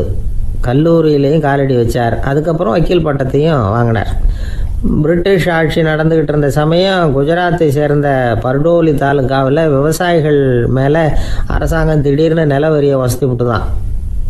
ஏழை விவசாயிகள் ரொம்ப கஷ்டப்பட்டுருக்காங்க. அரசாங்கம் வரி செலுத்தாத விவசாயிகளின் நிலங்களையெல்லாம் ஜப்தி செஞ்சுதான். அரசாங்கத்தை எதிர்க்கிறவங்களையெல்லாம் கைது பண்ணி சிறையில் அடைச்சுட்டாங்களாம்.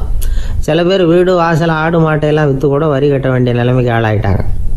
வழக்கறிஞர் வல்லபாய் பட்டேல் நில வரியை உடனே ரத்து பண்ணணும் அப்படின்னு பம்பாய் கவர்னருக்கு ஒரு கடிதம் எழுதினார். எந்த பலனும் இல்லை. உடனே எல்லா விவசாயிகளையும் அணி திரட்டினார். அதுக்கு தானே தலைமை தாங்கினார். சத்தியாகிரகம் நடத்தினார். அந்த பகுதியில் எந்த வேலையும் நடக்கலை. வேறு வழி இல்லை. ஆட்சியாளர்கள் உடனே வரியை ரத்து பண்ணாங்க. சிறையில் இருந்தவங்களெல்லாம் வெளில விட்டாங்க. 1928 ஆகஸ்ட் 6 சர்க்காருக்கும் விவசாயிகளுக்கும் இடையில் ஒரு உடன்பாடு ஏற்பட்டது. அதுக்கப்புறம் தான் நிலைமை சரியாக போச்சான். வல்லபாய் பட்டேலின் பொது சேவையை பாராட்டின பொதுமக்கள் அவருக்கு சர்தார் அப்படிங்கிற பட்டத்தை கொடுத்தாங்களாம். சர்தார்னா தலைவர் அல்லது தளபதின்னு அர்த்தம். இரும்பு மனிதர்னு இவருக்கு பேர். இருந்தாலும் நகைச்சுவை உணர்வும் இவருக்கு நிறைய உண்டு. ஒரு தடவை ஒரு பத்திரிகை நிருபர் வந்திருக்கார். சர்தார் பட்டேல்கிட்ட அவருக்கு பிடிச்ச பண்பாடு கலாச்சாரம் எது அப்படின்னு கேட்கணும்னு ஆசை. அதனால் அவரை பார்த்து கேட்டாராம், ஏங்க உங்களுக்கு பிடிச்ச கல்ச்சர் எது அப்படின்னு கேட்டிருக்கார். இதுக்கு சர்தார் பட்டேல் சொன்ன பதில் என்ன தெரியுமா? எனக்கு பிடிச்ச கல்ச்சர் அக்ரிகல்ச்சர் அப்படின்னாராம்.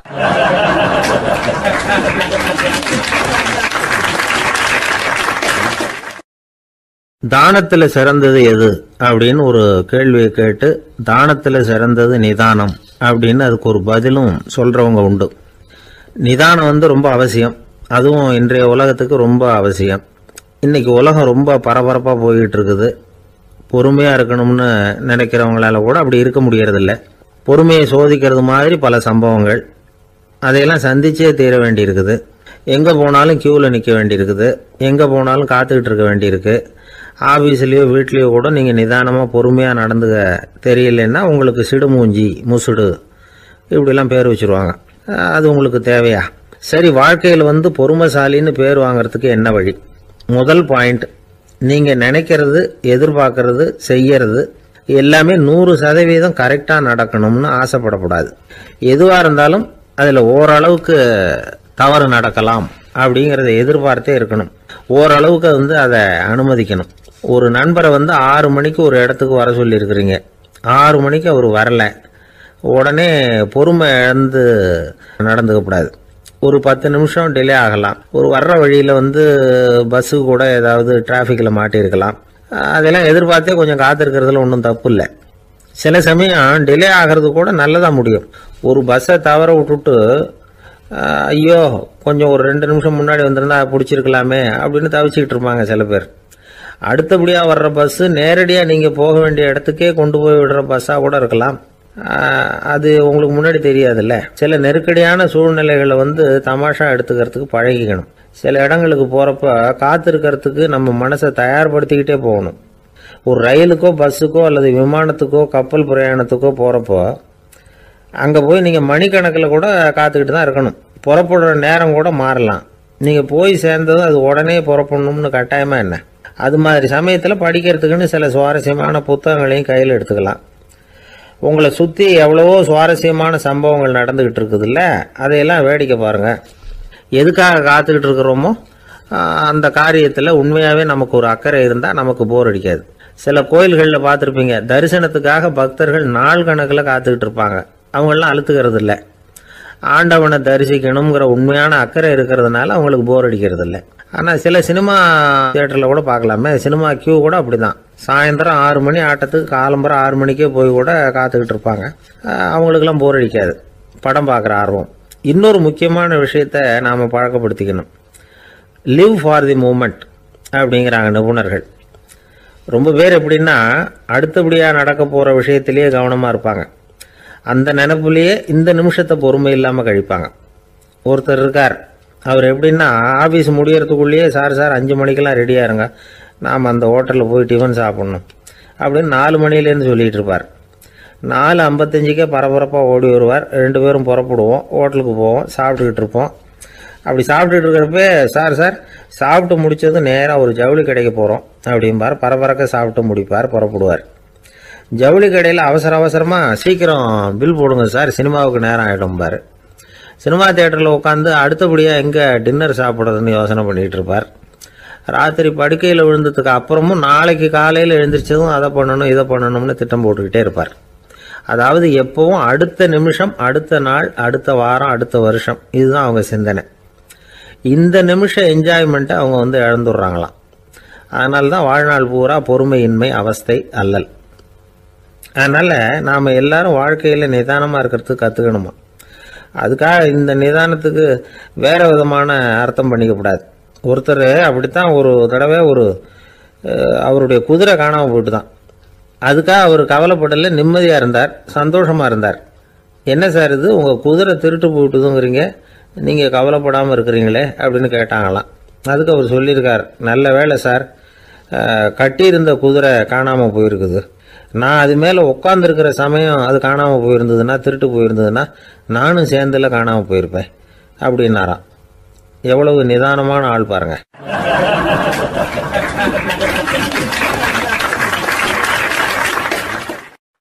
ஒரு நண்பர் சினிமா படம் தயாரிக்கிறவர், அவர்கிட்ட ஒரு நாள் பேசிக்கிட்டு இருந்தேன். அது எப்படி சார், நீங்கள் எடுக்கிற எந்த படமும் கையை கடிக்காத அளவுக்கு எடுத்துடுறீங்களே, அது எப்படின்னு கேட்டேன். அது ஒன்றும் பெரிய விஷயம் இல்லை சார். பெண்களுக்குன்னு சில உருக்கமான காட்சிகள், இளைஞர்களுக்குன்னு சில நடனங்கள், அடிதடி காட்சிகள், அப்புறம் வயசானவங்களுக்குன்னு சில ஆன்மீக காட்சிகள், சின்ன பிள்ளைங்களுக்கு சிரிப்பு, இப்படி எல்லாமும் சேர்த்து நான் படம் எடுக்கிறேன். மசாலா படம்னு பேர். இது ரொம்ப பெருசாக இல்லைன்னாலும் ஓரளவுக்கு சுமாராக ஓடிடும், கையை கடிக்காது அப்படின்னார். இது ஒரு உத்தி. சில பத்திரிகை ஆசிரியர்களும் இந்த உத்தியை கையாளுறது உண்டு. இந்த உத்திக்கு பார்னம் உத்தி அப்படின்னு பேர். பார்னம் எஃபெக்ட் அப்படின்னு சொல்லுவாங்க. அதாவது ஃபீனியஸ் டி பார்னம் அப்படின்னு ஒருத்தர் அமெரிக்காவில் இருந்தாராம். அதாவது 19ஆம் நூற்றாண்டில் அமெரிக்காவில் கொடிகட்டி பறந்த ஒரு சர்க்கஸ் நிறுவனத்தின் அதிபர் அவர். இந்த உலகத்தில் ஒவ்வொரு நிமிஷமும் ஒரு ஏமாளி பறந்துக்கிட்டே இருக்கிறான் அப்படிங்கிறது அவருடைய சித்தாந்தம். ஒவ்வொருத்தரையும் திருப்திப்படுத்துகிற அளவுக்கு அம்சங்களை கொஞ்சம் கொஞ்சமாக கலந்து கேளிக்கை நிகழ்ச்சிகளை நடத்தினது தான் அவருடைய மகத்தான வெற்றிக்கு காரணம்.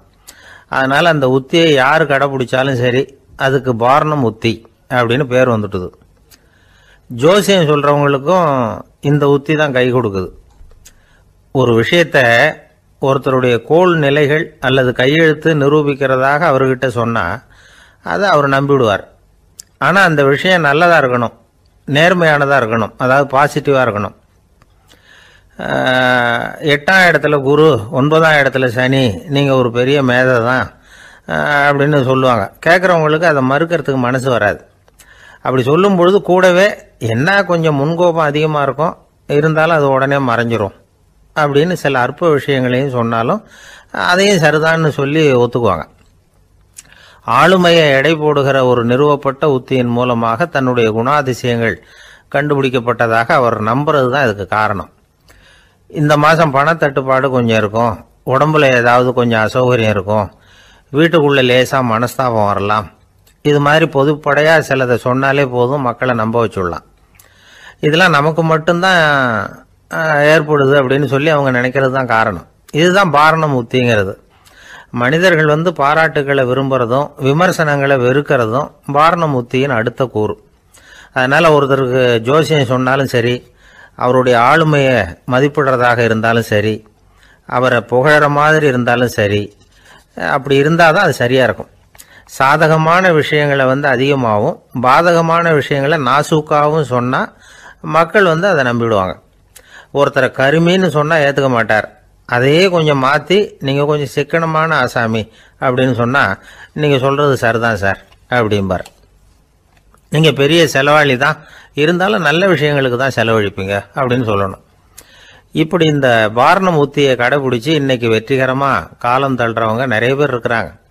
இந்த உலகத்தில் ஒவ்வொரு நிமிஷமும் ஒரு ஏமாளி பறந்துக்கிட்டே இருக்கிறான் அப்படிங்கிறது தான் ஃபீனியஸ் பார்னம் அவர்களுடைய நம்பிக்கை.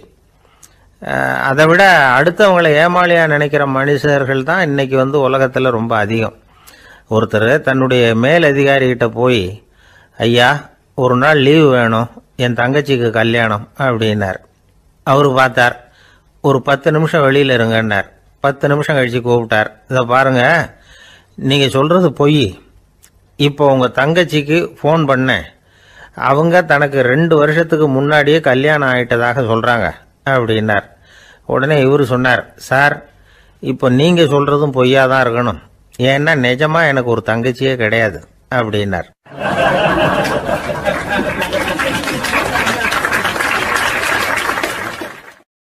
ஒரு நாள் காலை நேரம் ஒரு குரு படுக்கையை விட்டு எழுந்திருக்கிறார்.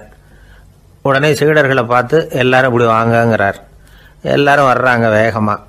என்னங்க வேணும் உங்களுக்கு அப்படிங்கிற மாதிரி எல்லாரும் குருவை பார்த்தாங்க பயபக்தியோட. குரு அந்த சீடர்களை பார்த்து, இதை பாருங்க, இப்போ நான் ஒரு சிக்கலான விவகாரத்தில் மாட்டிக்கிட்டு இருக்கிறேன், அதை நீங்கள் தீர்த்து வச்சா நல்லதுன்னார். சீடர்களுக்கு ஒன்றும் புரியல. என்ன இது இவர் இப்படி சொல்கிறாரு, நமக்குள்ள எல்லா விவகாரங்களையும் தீர்த்து வைக்கிறவர் நம்ம குருநாதர், அவருடைய விவகாரத்தை நாம் தீர்த்து வைக்கிறதா, ஆச்சரியமாக இருக்குதே, குருநாதருக்கே சிக்கலா அப்படின்னு யோசனை பண்ண ஆரம்பித்தாங்க. இருந்தாலும் ரொம்ப பணிவாக கேட்டாங்க, சுவாமி உங்களுக்கே சிக்கலா, இந்த உலகத்து சிக்கல்களுக்கும் சிரமங்களுக்கும் அப்பாற்பட்டவர் அல்லவா தாங்கள், அப்படிப்பட்ட உங்களுக்கு சிக்கல்னா அது எப்படி அப்படின்னாங்க. எனக்கு ஏற்பட்டிருக்கிற சிக்கல் அவ்வளவு பெருசு, ரொம்ப பெரிய விவகாரம் அது அப்படின்னார் குரு. கொஞ்சம் விவரமாக சொல்லுங்க அப்படின்னாங்க இவங்க. இப்போ அந்த குரு விவரத்தை சொன்னார். அதாவது நேற்று ராத்திரி நான் ஒரு கனவு கண்டேன். அந்த கனவில் நான் ஒரு பட்டாம்பூச்சியாக மாறிட்டேன். அப்படி மாறி ஒவ்வொரு மலராக பறந்து போய் உட்காந்து தேன் சாப்பிட்டேன் அப்படின்னார். சீடர்கள் இதை கேட்டதும் ரொம்ப திகைச்சு போயிட்டாங்க. என்ன இது, இது ஒரு பெரிய பிரச்சனையா, ஒரு சாதாரண கனவு கண்டதுக்காகவா இந்த காலை வேளையில் நம்மளையெல்லாம் குருநாதர் இவ்வளவு அவசரமாக கூப்பிட்டுருக்கார் அப்படின்னு நினச்சாங்க. இருந்தாலும் கேட்டாங்க, இதில் என்ன சிக்கல் சுவாமி, கனவுங்கிறது எல்லாருக்கும் வரத்தானே செய்யும் அப்படின்னார் ஒரு சீடர். சீடர்களே, பிரச்சனை அது இல்லை. நான் இன்னைக்கு காலையில் கண்ணு முழிச்சு பார்த்தப்போ நான் நானாக மறுபடியும் மாறிட்டேங்கிறத தெரிஞ்சுக்கிட்டேன். இதில் சிக்கல் என்னன்னா, இப்போ அந்த பட்டாம்பூச்சி தான் நானாக ஆயிட்டதாக கனவு கண்டுகிட்டு இருக்கா அப்படிங்கிறது தான். ஒரு மனுஷன் பட்டாம்பூச்சி ஆகிறதாக கனவு காண முடியுங்கிறப்போ அந்த பட்டாம்பூச்சியும் மனுஷனாக ஆகிறதாக கனவு காண முடியும் இல்லையா? இப்போ எனக்கு யதார்த்த நிலை தெரியணும், எது நிஜம்னு தெரியணும். நேற்று ராத்திரி நான் கண்டது கனவா, அல்லது இது பட்டாம்பூச்சி கண்டுகிட்டு இருக்கிற கனவா? இதுதான் குரு கேட்ட கேள்வி. இதை கேட்டதும் சீடர்கள் ரொம்ப குழம்பி போயிட்டாங்க. சுவாமி, இது வரைக்கும் நாங்கள் தூங்குறப்ப பார்க்கறது கனவுன்னும் மூழ்கிட்டு இருக்கிறப்ப பார்க்கறது நனவுன்னு நம்பிக்கிட்டு இருக்கிறோம். இப்போ எங்களை ரொம்ப குழப்பிட்டீங்க, இதுக்கு பதில் சொல்ல எங்களுக்கு சக்தி இல்லை அப்படின்னு சொல்லிவிட்டாங்களாம். அதுக்கப்புறம் அந்த குரு சொன்னாராம், நினைவு தான் முக்கியமான அம்சம். முடிவு கட்டம்னா பகலின் நினைவுகளை விட இரவின் கனவுகளே ரொம்ப உண்மை. ஒருத்தன் வந்து தூங்க போனால் தூங்கிக்கிட்டே இருந்தால் அவன் காணும் கனவு பொய்ங்கிறத அவன் உணர மாட்டான். ஒவ்வொரு கனவும் காணும் பொழுது அது ரொம்ப உண்மையாக தான் தெரியுது. ஒரு கனவு கூட உண்மை இல்லைன்னு கனவுல தோன்றுவதே இல்லை அப்படின்னார் குரு. அகில வாழ்வு அத்தனையும் சொற்பனம் கண்டாய் அப்படிங்கிறார் தாயுமானவர். ஆகையினால நம்ம கனவுலேருந்து நாம் என்னைக்கு முழிச்சிக்க போகிறோம் அப்படிங்கிறது தான் ஒரு முக்கியமான கேள்வி.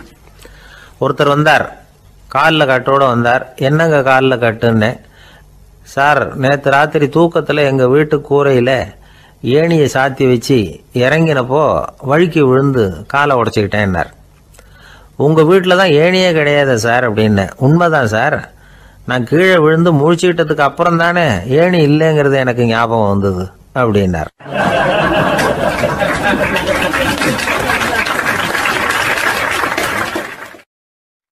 சில பேர் ஆளை பார்த்தா 60 வயசு மாதிரி தோணும். உண்மையான வயசு என்னன்னு பார்த்தா 40 அல்லது 45 சில பேரை பார்க்கறதுக்கு 45 மாதிரி தெரியும், உண்மையிலேயே 65 தாண்டி இருப்பாங்க. ஒரு மனிதனுக்கு 2 வகையான வயது உண்டுங்கிறார் ஓஷோ. அதாவது உடம்புக்குன்னு ஒரு வயசு, மனசுக்குன்னு ஒரு வயசு. முதல் உலக மகாயுத்தம் நடந்தது இல்லையா, அது முடிஞ்சதுக்கு அப்புறம் முதல் தடவையா மனிதனின் மூளை வளர்ச்சியை பற்றி மனநல வைத்தியர்கள் ஒரு கணக்கெடுப்பு சோதனை நடத்தினாங்களாம். அது வரைக்கும் மனிதனுக்கு 2 வகையான வயது உண்டுன்னு யாரும் சிந்திச்சதே இல்லையா. அந்த உலக மகாயுத்தம் முடிஞ்சதுக்கு அப்புறம் மனிதனுடைய சராசரி மனதின் வயதை கணக்கிட்டு பார்க்கும் பொழுது அவங்களுக்கெல்லாம் ரொம்ப அதிர்ச்சியாக இருந்துதான். ஏன்னா அது ரொம்ப பின்தங்கிய நிலையில் இருந்திருக்கு, வளர்ச்சி அடையாத நிலையில் இருந்திருக்கு.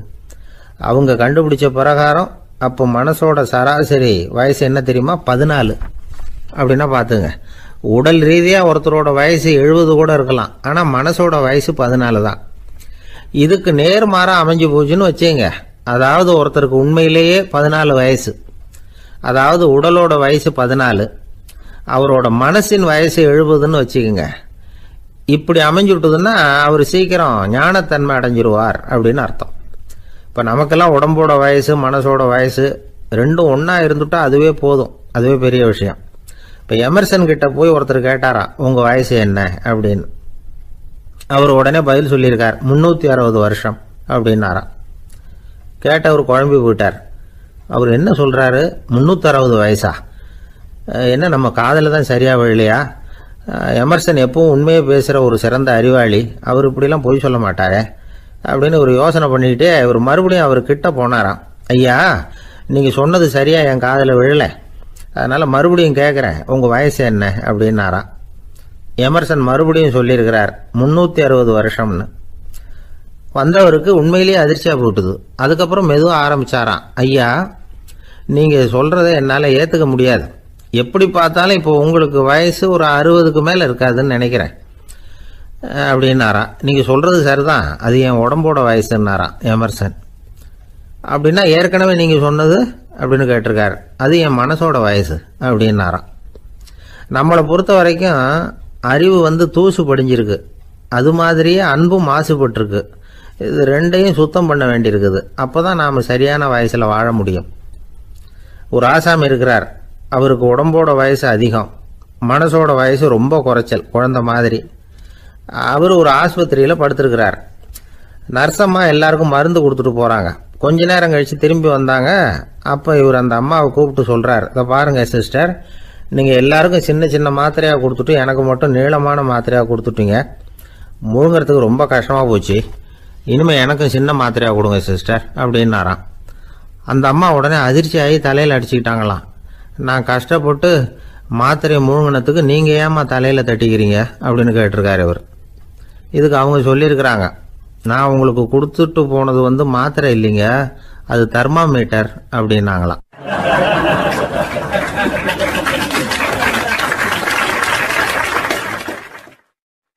எனக்கு அதிர்ஷ்டமே இல்லை சார் அப்படின்னார் ஒருத்தர். ஏன் அப்படி சொல்றீங்கன்னு கேட்டோம். வியாபாரம் பண்ணலாம்னு ஒரு கடை வச்சேன், வேண்டியப்பட்டவங்க கூட என் கடையில் எதுவும் வாங்க மாட்டேங்கிறான், எல்லாரும் அடுத்த கடைக்கு தான் போகிறான் அப்படின்னு சொல்லி ரொம்ப அழுத்துக்கிட்டார். இதுக்கு போய் அதிர்ஷ்டம் இல்லைன்னு சொல்லாதீங்க, வாடிக்கையாளர்களை கவர்றது எப்படிங்கிறது உங்களுக்கு தெரியல, அதுதான் குறை அப்படின்னும். சார் உங்களுக்கு தெரிஞ்ச அந்த ரகசியத்தை எனக்கும் கொஞ்சம் சொல்லி கொடுங்களேன் அப்படின்னார். சரி உங்கள் காதை இப்படி கொடுங்க அப்படின்னு சொல்லி அது சம்பந்தமாக பெரிய வல்லுநர்கள் சொல்லியிருக்கிற கருத்துக்களை அவர்கிட்ட சொல்ல ஆரம்பித்தோம்.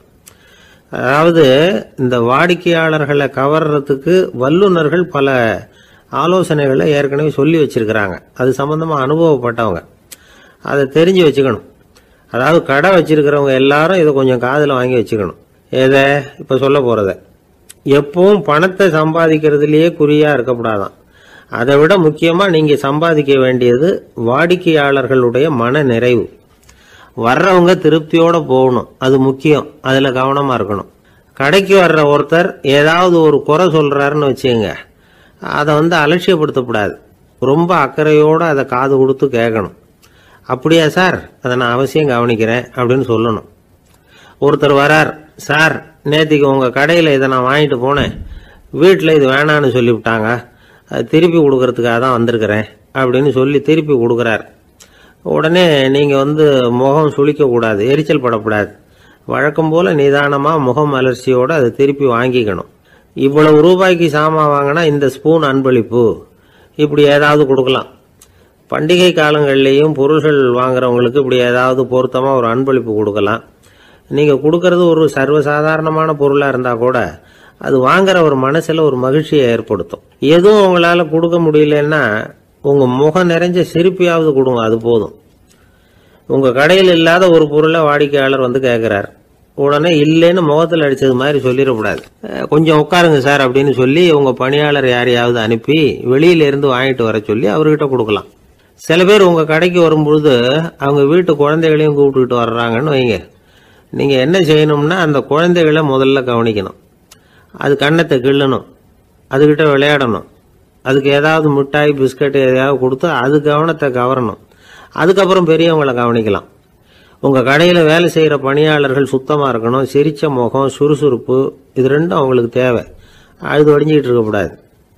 அப்புறம் இன்னொரு விஷயம், அதிகமாக பொருள் வாங்குற ஒருத்தர்கிட்ட அதிக மரியாதையாகவும் குறைச்சலாக பொருள் வாங்குறவர்கிட்ட வேற விதமாகவும் நடந்துக்கக்கூடாது.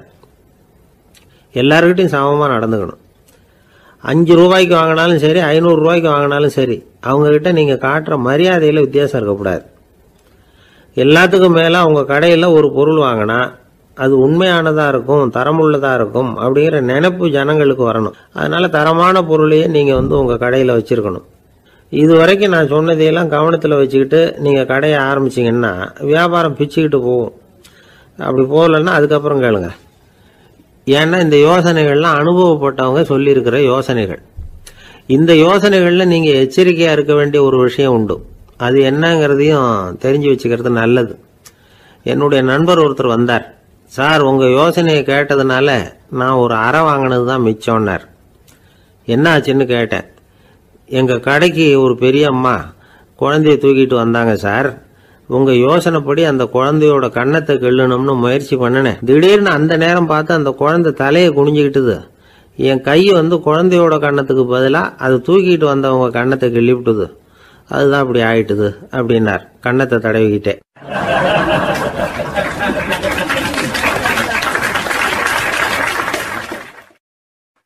ஒருத்தர் ஓடி வந்தார்.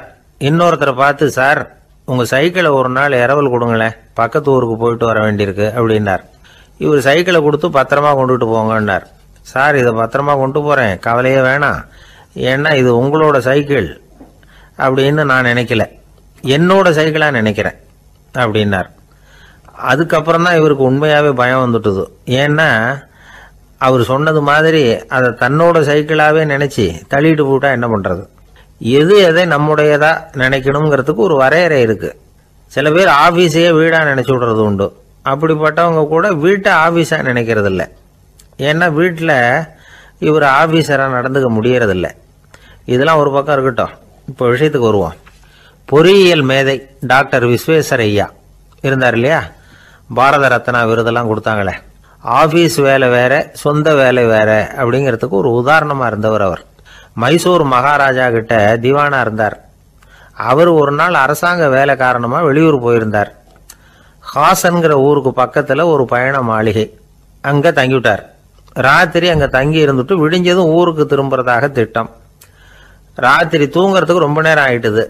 ரொம்ப நேரம் வரைக்கும் அரசாங்க சம்பந்தப்பட்ட வேலைகளையே பார்த்துக்கிட்டு இருக்கிறார். அரசாங்க ஃபைல்கள் நிறைய இருந்தது. அதையெல்லாம் ஒவ்வொன்றா எடுத்தார், படித்து பார்த்தார், பரிசீலனை பண்ணார். அதில் எழுத வேண்டியதை எழுதினார், கையெழுத்து போட்டார். ஒரு வழியாக அந்த வேலையெல்லாம் முடிஞ்சுது. அதுக்கப்புறம் என்ன பண்ணார்னா, தன்னுடைய சூட்கேஸை திறந்தார். அதிலிருந்து 2 மெழுகுவத்தியை எடுத்து கொளுத்தி வச்சார். அந்த பயண மாளிகையில் அது வரைக்கும் எரிஞ்சுக்கிட்டு இருந்த மின்சார விளக்குகளை அணைச்சுட்டார். அதுக்கு பிறகு அந்த மெழுகுவத்தி வெளிச்சத்தில் சில புத்தகங்களை தொடர்ந்து படிக்க ஆரம்பிச்சிட்டார். அந்த பயண மாளிகையில் பணியாளராக இருந்தவர் இதை பார்த்துட்டு ஓடி வந்தார். மறுபடியும் மின் விளக்கு போடுறதுக்காக போனார். விஸ்வேஸ்வரையா அதை பார்த்துட்டு போட வேணாம்ட்டாராம். இது வரைக்கும் நான் அரசாங்க அலுவல்களை கவனிச்சுக்கிட்டு இருந்தேன், அதனால மின் விளக்குகள் அப்போ எரிஞ்சதில் தப்பு இல்லை. இப்போ நான் புத்தகம் படிச்சுக்கிட்டு இருக்கேன், இது என்னுடைய சொந்த வேலை. இங்கே இருக்கிற மின் விளக்கு அதுக்காக ஏன் எரியணும் அப்படின்னு கேட்டாராம். இப்போ இருக்கிற சில அரசு பணியாளர்கள்கிட்ட இந்த சம்பவத்தை பேச்சோட பேச்சா சொல்லி பார்த்தேன். அவங்களால இதை ஜீரணிக்கவே முடியல. நேர்மை தேவைதான் சார், அதுக்காக அவ்வளவு தூரத்துக்கு அது தேவையா அப்படிங்கிறாங்க. விஸ்வேஸ்வரையா அப்படி பண்ணினது தான் ஒரு நேர்மையாளர் அப்படின்னு இந்த உலகத்துக்கு நிரூபிக்கணுங்கிறதுக்காக இல்லை. தான் அப்படி நடந்து காட்டினா தன்னை சுற்றி இருக்கிறவங்களும் அதை கேள்விப்படுறவங்களும் முடிஞ்ச அளவுக்கு பொது வாழ்க்கையில் அரசு பணியில் நேர்மையை கடைபிடிக்க முயற்சி பண்ணலாமே அப்படிங்கிறதுக்காகத்தான். இப்போவும் சில பேர் இருக்கிறாங்க, இவங்க ஆஃபீஸ் வேற வீடு வேறன்னு நினைக்கிறது இல்லை, அவ்வளோ உரிமை. ஒருத்தர் அப்படிதான், அவருக்கு அவசரமாக 5000 ரூபா தேவைப்பட்டது. ஆஃபீஸு பணத்தை எடுத்துக்கிட்டார். அந்த நேரம் பார்த்து ஆடிட் வந்துட்டுது, ஆப்பிட்டுக்கிட்டார். விசாரணை நடக்குது. அவர் சொல்கிறார், சார் நான் நேரம் காலம் பார்க்காம ஆஃபீஸில் வேலை செய்வேன், ஏன்னா அதை என்னோட ஆஃபீஸாக நினைக்கிறேன். அவசரத்துக்கு அந்த பணத்தை எடுத்தேன், மறுபடியும் வச்சுடலாம்னு தான் இருந்தேன், அதுக்குள்ளே இப்படி ஆயிட்டுது. நீங்கள் என்ன நினச்சாலும் சரி, நான் ஆஃபீஸ் வேற வீடு வேற அப்படின்னு நினைக்கிறது இல்லை, அது என்னோட சுபாவம் அப்படின்னார். விசாரணை பண்ணவர் தீர்ப்பு வழங்கினார். உங்கள் சுபாவத்துக்கு மதிப்பு கொடுத்து நானும் தீர்ப்பு வழங்குறேன். நீங்கள் கொஞ்ச நாள் ஜெயிலில் இருந்துட்டு வாங்க, அது உங்களுக்கு கஷ்டமாக இருக்காதுன்னு நினைக்கிறேன். ஏன்னா அங்கே போனாலும் நீங்கள் உங்கள் சுபாவப்படி வீடு வேற ஜெயில் வேறன்னு நினைக்க மாட்டீங்க அப்படின்னாராம்.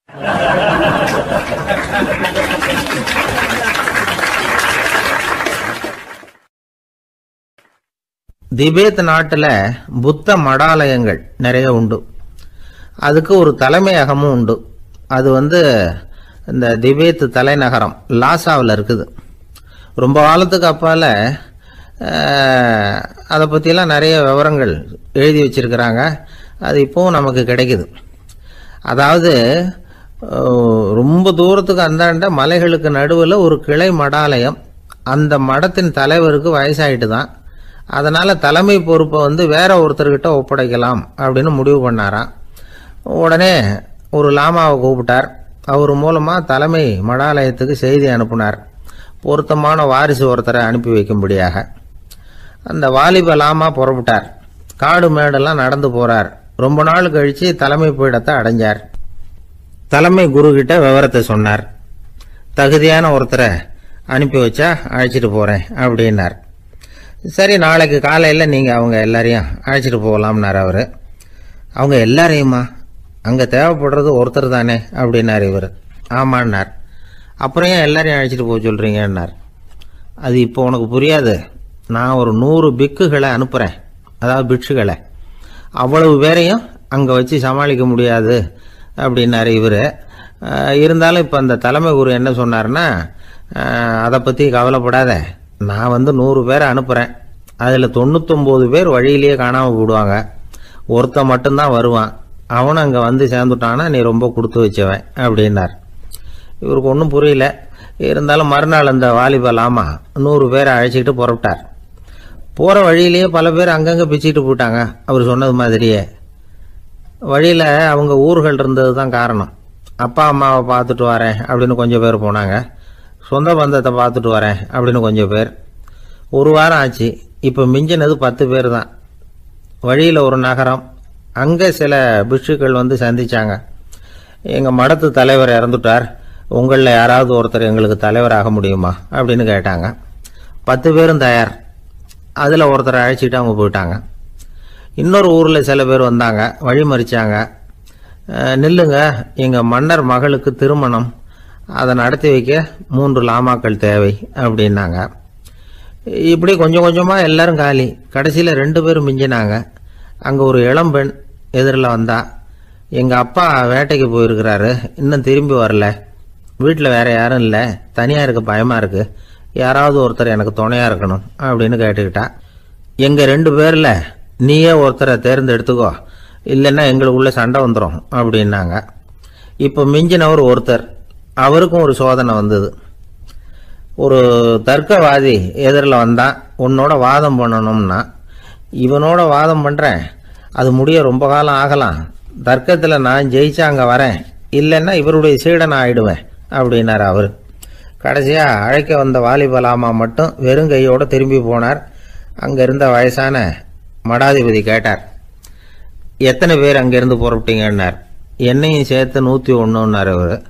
நல்லது, நீயாவது திரும்பி வந்திய, அதுதான் எனக்கு போதும், ஏன்னா நீ தான் எனக்கு உண்மையான வாரிசு, அந்த 100 பேரில் யாரும் வரமாட்டாங்க அப்படின்னார் அவர். ஏன்னா அவருக்கு தெரியும் இவர் ஒருத்தர் தான் திரும்பி வருவாருங்கிறது. திபேத்தில் ஒரு பழங்கால பழமொழி உண்டாம், 100 பேர் செல்லலாம், எப்பொழுதாவது ஒருவன் அபூர்வமாக அடைய வேண்டிய இடத்தை அடைவான். இதுதான் அந்த பழமொழி. ஒரு உன்னதமான இலக்கை அடையணும்னா அது அவ்வளவு சுலபமான காரியம் இல்லை. இந்த காலத்து மடாலயம் ஒன்று, அதில் ஒரு தலைவர், அவருக்கு வயசாயிட்டுது, தனக்கு ஒரு வாரிசை நியமிக்கணும் அப்படின்னு ஆசைப்பட்டார். ரொம்ப கஷ்டப்பட்டு ஒருத்தரை பிடிச்சார், தனக்கு வாரிசா நியமிச்சுட்டு அவர் சமாதி ஆயிட்டார். புதுசாக பொறுப்பேற்றுக்கிட்டவர் அப்படியே உட்காந்துருந்தார். அவரை தேடிட்டு பத்திரிகை நிருபர்கள்லாம் வந்தாங்க, கேட்டாங்க. அவர் உங்கள் பொறுப்பில் அவர் பெரியவர் விட்டுட்டு போன இது எவ்வளவு சுமாராக தேரும், எவ்வளவு விட்டுட்டு போனார் அப்படின்னு கேட்டிருக்கிறாங்க. அது என்ன ஒரு 50 லட்சம் இருக்கும் அப்படின்னாராம். அவ்வளவும் பணமா அப்படின்னு கேட்டிருக்காங்க. இல்லைங்க, கடன் அப்படின்னாராம் இவர்.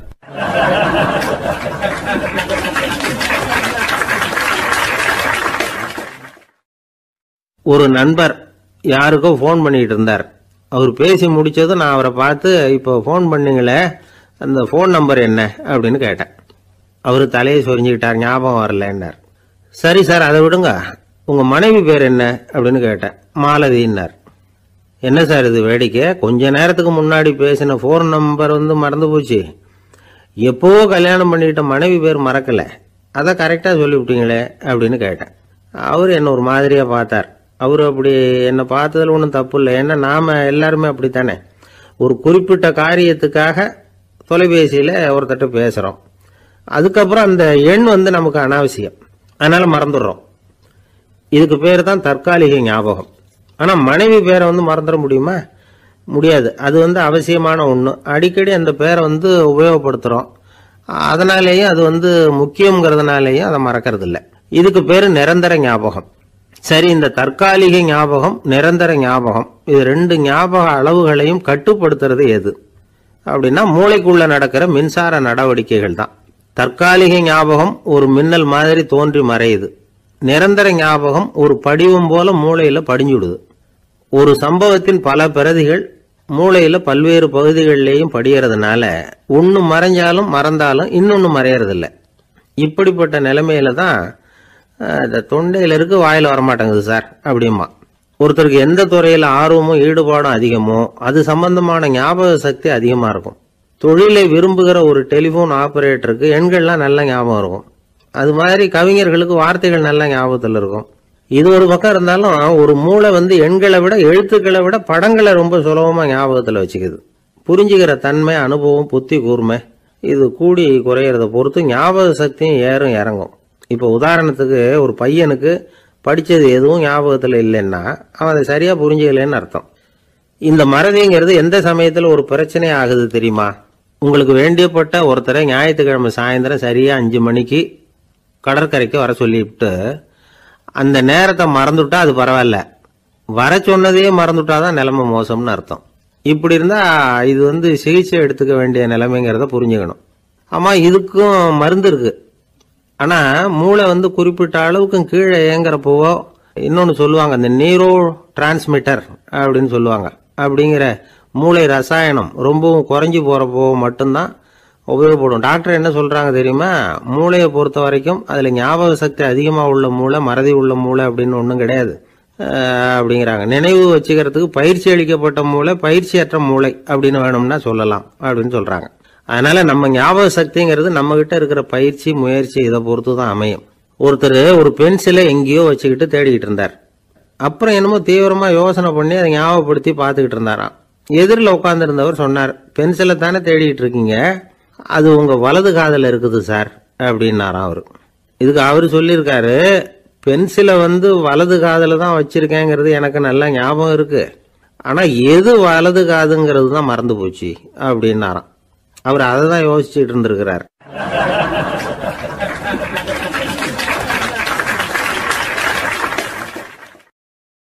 ஒரு காடு, அங்கே புத்தர் அவர் பாட்டுக்கு நடந்து போய்கிட்டே இருக்கிறார்.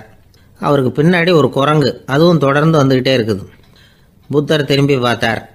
குரங்கு அப்படியே குதித்து உயர எழும்பி ஒரு கிளையில் போய் உக்காந்துது. ஏன் இப்படி பண்ணுறேன்னு கேட்டார் புத்தர். என்னை சாதாரணமாக நினைக்க வேணாம், நான் மகாமந்தி, என்னால் எல்லாம் முடியும், முடியாதுங்கிற வார்த்தையே என்னுடைய அகராதியில் கிடையாது, என்ன வேணும்னாலும் செய்வேன் அப்படின்னுது. அப்படின்னா ஒரு பந்தயம் வச்சுக்கலாமான்னாரு இவர். ஓ வச்சுக்கலாமேன்னுது. வேற ஒன்றும் இல்லை, இப்போ நீ மேலே எழும்பி அந்த கிளையில் உட்காந்தது மாதிரி அங்கேருந்து தாவி என் உள்ளங்கையில் உட்காரணும், அவ்வளவுதான் அப்படின்னார். அப்படி உட்காந்துட்டா என்ன பரிசு அப்படின்னு கேட்டது அது. சொர்க்கத்தில் இருக்கிற மாமன்னன் மரகத சக்கரவர்த்தியை என்னோட இருக்கும்படியாக கூப்பிட்டுக்கிறேன். அந்த சமயத்தில் அவருடைய அரியணை அங்கே காலியாயிடும், நீ அதில் போய் உட்காந்துக்கலாம். பந்தயத்தில் தோத்துட்டா ஒரு கல்ப காலம் இந்த பூமியில் வாழ வேண்டியிருக்கும், அதுக்கு பிறகு தான் என்கிட்ட வர முடியும், என்ன சொல்கிற அப்படின்னார். குரங்குக்கு தாவறது ஒரு பெரிய காரியமா? இது எனக்கு ரொம்ப சாதாரண விஷயம், என்ன இப்போவே தாவட்டுமா அப்படின்னுது. சரின்னு சொல்லி உள்ளங்கையை நீட்டினார். அவருடைய கை தாமரை இலை அளவுக்கு அப்படியே விரிஞ்சுது. குரங்கு சௌகரியமாக உட்கார்றதுக்காக. குரங்கு தாவறதுக்கு தயாராச்சு. அதுக்கு முன்னாடி ஒரு சின்ன யோசனை அதுக்கு. இந்த கிளையிலேருந்து அந்த கைக்கு தாவறது எனக்கு ரொம்ப அற்பமான ஒரு வேலை, இது ரொம்ப சாதாரணம், என்னுடைய கௌரவத்துக்கு இது சரியாக இருக்காது. அதனால் நான் என்ன பண்ண போகிறேன்னா, இங்கேருந்து கிளையிலேருந்து அப்படியே உயர எழும்ப போகிறேன். எழும்பி மேல் உலகம் போய் அங்கே ஒரு சுற்றி விட்டு அதுக்கப்புறம் அங்கேருந்து நேராக இந்த கையில் உட்கார போகிறேன் அப்படின்னு நினச்சது. என்ன யோசிக்கிற அப்படின்னார் புத்தர். ஒன்றும் இல்லை, இந்த பாயிரம் பார் அப்படின்னு சொல்லி தாவி உயர போயிட்டுது. கொஞ்ச நேரத்தில் வான உலகத்துக்கே போய் சேர்ந்துட்டுது. அங்கே போய் பார்த்தா அங்கே ஒரு 5 பளிங்கு தூண்கள் இளம் சிவப்பு நிறத்தில் நின்றுக்கிட்டு இருக்குது. குரங்கு நினச்சிக்கிட்டுது, புத்தர்கிட்ட போய் இந்த பளிங்கு தூண்களை பார்த்தோம்னு சொன்னால் அப்படியே திகைச்சு போயிடுவார், இந்த தூணில் ஏதாவது அடையாளம் செஞ்சுட்டு போகணும் அப்படின்னு அந்த இடத்துல மிதந்துக்கிட்டே நினச்சிது. உடனே ஒரு தூணில் எழுதிச்சு. என்ன எழுதிச்சுன்னா, ஒரு மகா ஞானி இங்கே வந்துட்டு போகிறார் அப்படின்னு எழுதிச்சு. எழுதிவிட்டு அப்படியே கீழே தாவி புத்தரோட உள்ளங்கையில் உட்காந்துது. எப்படி பார்த்தீங்களா என்னுடைய வேலை? வான உலகத்துக்கே போய் அங்கே இருக்கிற 5 பளிங்கு தூண்களை பார்த்துட்டு அதில் நான் வந்த விவரத்தை எழுதி வச்சுட்டு அதுக்கப்புறம் இங்கே வந்திருக்கிறேன் அப்படின்னுது ரொம்ப பெருமையாக. அப்படியா அப்படின்னார் புத்தர். ஆமாம், சந்தேகமாக இருந்தால் வாங்க, அழைச்சிட்டு போய் காட்டுறேன் அப்படின்னுது அந்த குரங்கு. அதுக்கு தேவையில்லை, அப்படியே கொஞ்சம் கீழே குனிஞ்சு பார்த்து தெரியும் அப்படின்னார் புத்தர். அங்கே பார்த்தா புத்தரோட உள்ளங்கை தெரிஞ்சுது. நல்லா உத்து பார்த்துது. அவரோட ஒரு விரலில் அது எழுதிய வாசகம் தெரிஞ்சுது. குரங்கு யோசனை பண்ணிச்சு, அப்படின்னா வானத்தில் நான் பார்த்தது புத்தரோட விரல்களா அப்படின்னு யோசிச்சுது. இதை புரிஞ்சுக்கிட்ட உடனே அந்த குரங்கோட கர்வம் அழிஞ்சு போச்சான். நம்ம மனசு தான் இந்த குரங்கு. மனம்ங்கிறதும் ஆணவம்ங்கிறதும் ஒரு நாணயத்தின் 2 பக்கங்கள். மனம் உள்ளவரை ஆணவமும் இருக்கும். மனம் அழிஞ்சாதான் ஆணவம் அழியும். மனம் அழிய வேண்டும் அப்படின்னு பெரியவங்க சொல்கிறது இந்த அர்த்தத்தில் தான். நம்ம ஆளுங்க சவால் விடுறதெல்லாம் வேறு மாதிரி. ஒருத்தன் ஒரு வாய்க்காலை தாண்டுறேன்னு பந்தயம் கட்டி தாண்ட முடியாமல் வாய்க்காலில் விழுந்து காலை உடச்சிக்கிட்டு கட்டு போட்டுக்கிட்டு வந்தான். ஏன்டா அப்படின்னு கேட்டாங்க. நான் பந்தயம் கட்டின நேரம் சரியில்லை அப்படின்னா. எப்படிறான்னு கேட்டிருக்காங்க. வாய்க்காலில் தண்ணி இருக்கிற நேரமாக பார்த்து பந்தயம் கட்டியிருக்கணும் அப்படின்னா.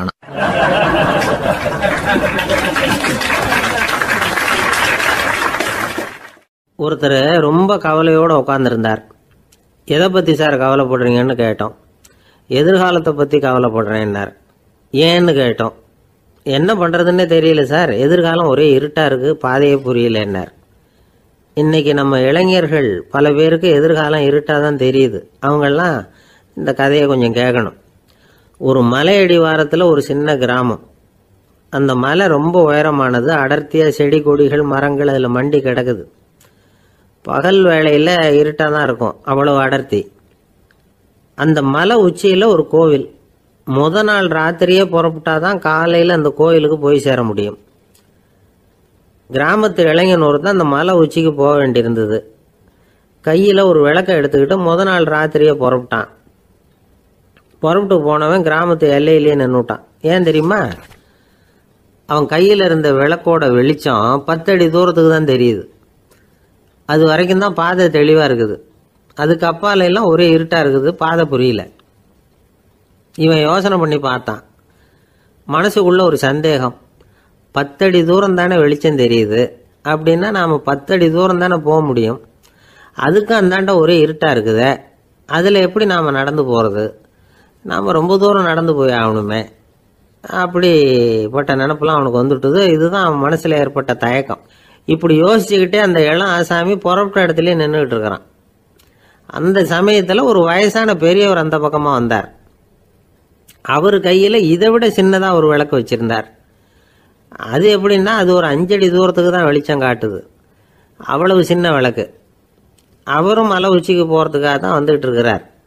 அவரை பார்த்து இவன் கேட்டான், என்ன பெரியவரே, இவ்வளவு சின்ன விளக்கை வச்சுக்கிட்டு அவ்வளவு தூரத்துக்கு எப்படி மலையேற போகிறீங்க அப்படின்னு கேட்டான். நீ ஏன் இப்படி தயங்கிட்டே நிற்கிறேன்னு கேட்டார் பெரியவர். என்கிட்ட இருக்கிற விளக்கு 10 அடி தூரத்துக்கு தான் பாதையை காட்டுதுன்னா. இப்போ பெரியவர் சொன்னார், தம்பி, உன் கையில் இருக்கிற விளக்கு கொடுக்குற வெளிச்சத்தை வச்சு நீ முதல்ல 10 அடி தூரம் முன்னாடி போ. 10வது அடியில் போய் நின்றுக்கிட்டு பாரு. மறுபடியும் ஒரு 10 அடி தூரத்துக்கு பாதை தெரியும்.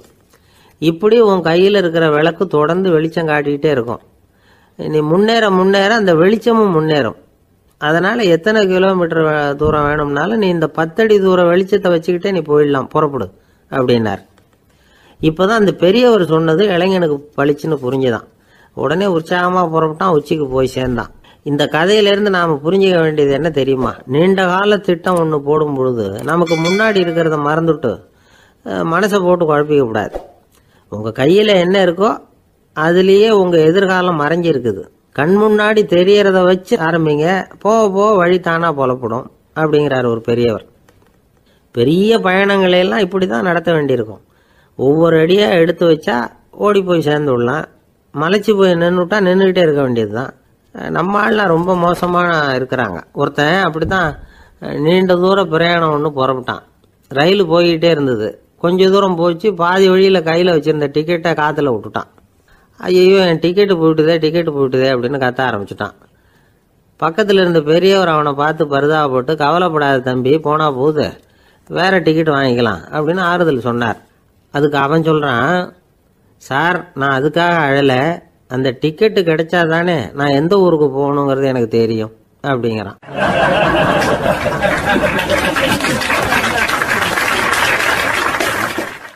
ஒரு ஊரில் ஒரு ஆள் இருந்தான். அவனுக்கு ஒரே ஒரு மகள். அவளை நல்ல இடத்துல கட்டி கொடுக்கணும்னு ஆசைப்பட்டான். அதுக்காக மாப்பிள்ளை தேடிக்கிட்டு இருந்தான். அவன் கொஞ்சம் வசதியான ஆள், அதனால் நிறைய பேர் வந்தாங்க. இருந்தாலும் ஒரு நல்ல குணமுள்ள மாப்பிள்ளையாக இருக்கணும் அவன் எதிர்பார்த்தான். அப்படி இருக்கணும்னு தொடர்ந்து முயற்சி பண்ணான். கடைசியாக ஒரு 3 பேர் கிடைச்சாங்க. அந்த 3 பேரில் யாரை தேர்ந்தெடுக்கிறது, இதுதான் அவனுக்கு வந்த குழப்பம். இந்த நிலைமையில் ஒரு பெரியவரை தேடி போனான். அவர்கிட்ட தன்னுடைய பிரச்சனையை சொன்னான். அவர் கொஞ்சம் யோசனை பண்ணார். அதுக்கப்புறம் 3 பேரையும் கூப்பிட்டார். இதை பாருங்கப்பா, உங்கள் 3 பேருக்கும் 3 மாத கால அவகாசம் தர்றேன். நீங்கள் இப்போ போகலாம். 3 மாதம் கழித்து திரும்பி வரலாம். அப்படி வரும்பொழுது இந்த 3 மாத காலத்தில் நீங்கள் செஞ்ச நல்ல காரியம் ஏதாவது ஒன்று சொல்லணும். அதை வச்சு உங்களில் ஒருத்தரை நாங்கள் தேர்ந்தெடுத்துக்கிறோம் அப்படின்னு சொன்னாராம். 3 பேரும் சரின்னு சொல்லிவிட்டு திரும்பி போயிட்டாங்க. 3 மாதம் ஆச்சு. அதுக்கப்புறம் ஒரு நாள் திரும்பி வந்தாங்க. அவர் அவங்கள கூப்பிட்டு உட்கார வச்சார். அப்புறம் கேட்டார், இப்போ சொல்லுங்கள், இந்த 3 மாத காலத்தில் நீங்கள் செஞ்சுருக்கிற ஏதாவது ஒரு நல்ல காரியத்தை சொல்லுங்க அப்படின்னார். முதல்ல ஒருத்தன் எழுந்திரிச்சு நின்னான். ஐயா, எங்கள் அப்பா இறந்த பிறகு அவரோட கணக்கு வழக்குகளை எடுத்து பார்த்துக்கிட்டு இருந்தேன். அவர் ஒரு வியாபாரிகிட்ட 10,000 ரூபா கடன் வாங்கி இருக்கிறதாக எழுதியிருந்தார். அந்த வியாபாரியும் இப்போ உயிரோடு இல்லை. இருந்தாலும் அந்த வியாபாரியோட மகனை தேடி கண்டுபிடிச்சேன். கணக்கு புத்தகத்தை காட்டினேன். உங்கள் அப்பா கிட்ட 10,000 ரூபா கடன் வாங்கியிருக்கிறதாக இதை எழுதியிருக்கிறார். அதனால் அதை திருப்பி கொடுக்கறதுக்காக வந்திருக்கிறேன், இந்தாங்க அந்த பணம் அப்படின்னு சொல்லி கொடுத்துட்டு வந்துட்டேன் அப்படின்னு நானும். இதை பெரியவர் கவனமாக கேட்டுக்கிட்டார். அதுக்கப்புறம் 2வது இளைஞன் எழுந்திருச்சான். ஐயா, நான் போன மாதம் ஒரு நாள் ராத்திரி வேளையில் ஒரு காட்டுப்பாதை வழியாக எங்கள் ஊருக்கு போய்கிட்டு இருந்தேன். அந்த சமயத்தில் அந்த வழியாக வந்துக்கிட்டு இருந்த ஒரு வழிப்போக்கர்கிட்ட 4-5 திருடர்கள் வம்பு வளர்த்து அவர்கிட்ட இருந்த பொருளை எல்லாம் கொள்ளையடிச்சிக்கிட்டு இருந்தாங்க. நான் உடனே ஒரு குச்சியை எடுத்துகிட்டு ஓடினேன். அந்த திருடர்களை அடித்து விரட்டினேன். பொருளை எல்லாம் மீட்டு அந்த வழிப்போக்கர்கிட்ட ஒப்படைச்சேன். அவரை பத்திரமா அழைச்சிட்டு போய் அவர் வீட்டில் விட்டுட்டு வந்தேன் அப்படின்னு நானும். இதையும் பெரியவர் கவனமாக கேட்டுக்கிட்டார். அடுத்தபடியாக 3வது இளைஞன் எழுந்திருச்சான். ஐயா, போன மாதம் ஒரு நாள் நான் ஒரு மலைப்பாதை வழியாக போய்கிட்டு இருந்தேன். மலைப்பாதை விளிம்பில் ஒரு மதகு கட்டை, அது மேலே ஒரு ஆள் படுத்து தூங்கிட்டு இருந்தான். அந்த பக்கம் தவறி உருண்டு விழுந்திருந்தான்னா அதில் பாதாளம், அது மலையடி வாரத்தில் போய் தான் விழணும், அவ்வளவு பள்ளம். அது தெரியாமல் அவன் பாட்டுக்கு தூங்கிட்டு இருந்தான். நான் உடனே அவன்கிட்ட ஓடி போய் குனிஞ்சு அவன் முகத்தை பார்த்தேன். அப்போ தான் புரிஞ்சுது, அவன் ஏற்கனவே எனக்கு தெரியும், அவனை எனக்கு நிறைய கெடுதல் பண்ணியிருக்கிறான், இடைஞ்சல் கொடுத்தவன். இருந்தாலும் ஐயோ பாவம்னு நினச்சி அவனை எழுப்பி பாதுகாப்பாக வேற ஒரு இடத்துல படுக்க வச்சுட்டு வந்தேன் அப்படின்னு நானும். பெரியவர் இதையும் கேட்டுக்கிட்டார். அதுக்கப்புறம் அவங்க 3 பேரையும் பார்த்து, நீங்கள் போகலாம், நாங்கள் யோசித்து முடிவு பண்ணி உங்களுக்கு சொல்லி அனுப்புகிறோம் அப்படின்னாராம். அந்த இளைஞர்கள் புறப்பட்டு போயிட்டாங்க. அதுக்கப்புறம் அந்த பெண்ணோட அப்பாவை பார்த்து சொன்னார், இந்த 3 பேருமே நல்ல பிள்ளைங்க தான், அதில் ஒன்றும் சந்தேகம் இல்லை. இருந்தாலும் இந்த 3 பேர் செஞ்ச செயல்களையும் ஒப்பிட்டு பார்க்க வேண்டியிருக்கு. முதல் இளைஞன் நேர்மைக்கு எடுத்துக்காட்டாக விளங்குறான். இந்த காலத்தில் இது மாதிரி இளைஞர்களை பார்க்கறது ரொம்ப கஷ்டம்தான். இருந்தாலும் அவன் கடமையை தான் செஞ்சான். 2வது இளைஞன் நல்ல வீரன், தைரியசாலி. ஒரு வீரன் எதை செய்யணுமோ அதைத்தான் இவன் செஞ்சான். இவன் ஒரு லட்சிய மனிதன். 3வது இளைஞன் தன்னுடைய பகைவனுக்கே உதவி செஞ்சிருக்கான். அவன் உயிரை காப்பாற்றியிருக்கிறான். பகைவனுக்கு அருள்வதுங்கிறது ஒரு சாதாரண மனுஷனால் செய்யக்கூடிய காரியம் இல்லை. பகையை மறக்கிறதும் பகைவனுக்கு அருள்வதும் தெய்வீக பண்புகள். அதனால் இவனையே உன்னுடைய மகளுக்கு ஏற்ற மாப்பிள்ளையா தேர்ந்தெடுக்கலாம் அப்படின்னு சொன்னாங்களாம். ஒரு நல்ல நாளில் அவங்களுக்கு திருமணம் நல்ல விதமாக நடந்து முடிஞ்சுதான். இது சுவாமி சின்மயானந்தர் சொல்லியிருக்கிற ஒரு கதை. இதிலேருந்து நாம் புரிந்து கொள்ள வேண்டிய ஒரு கருத்து, நமக்கு கெடுதல் பண்ணவங்களுக்கும் நாம் நல்லது செய்யணும். ஆனால் நடைமுறையில் அப்படி நம்மளால் செய்ய முடியறதில்ல, அதுதான் சிக்கல். நம்மால் ஒருத்தங்கிட்ட கேட்டேன், ஏண்டா உன்னுடைய பகைவன் ஒருத்தன் அது மாதிரி ஒரு மலைப்பாதை மதகு கட்டையில் படுத்திருந்தா உடனே நீ என்ன நினைப்ப அப்படின்னு கேட்டோம். இது ஒரு அருமையான சந்தர்ப்பம்னு நினைப்பேன் அப்படின்னா. எதுக்குன்னு கேட்டோம். அவனை அந்த பக்கமாக உருட்டி கீழே தள்ளுறதுக்கு அப்படின்னா.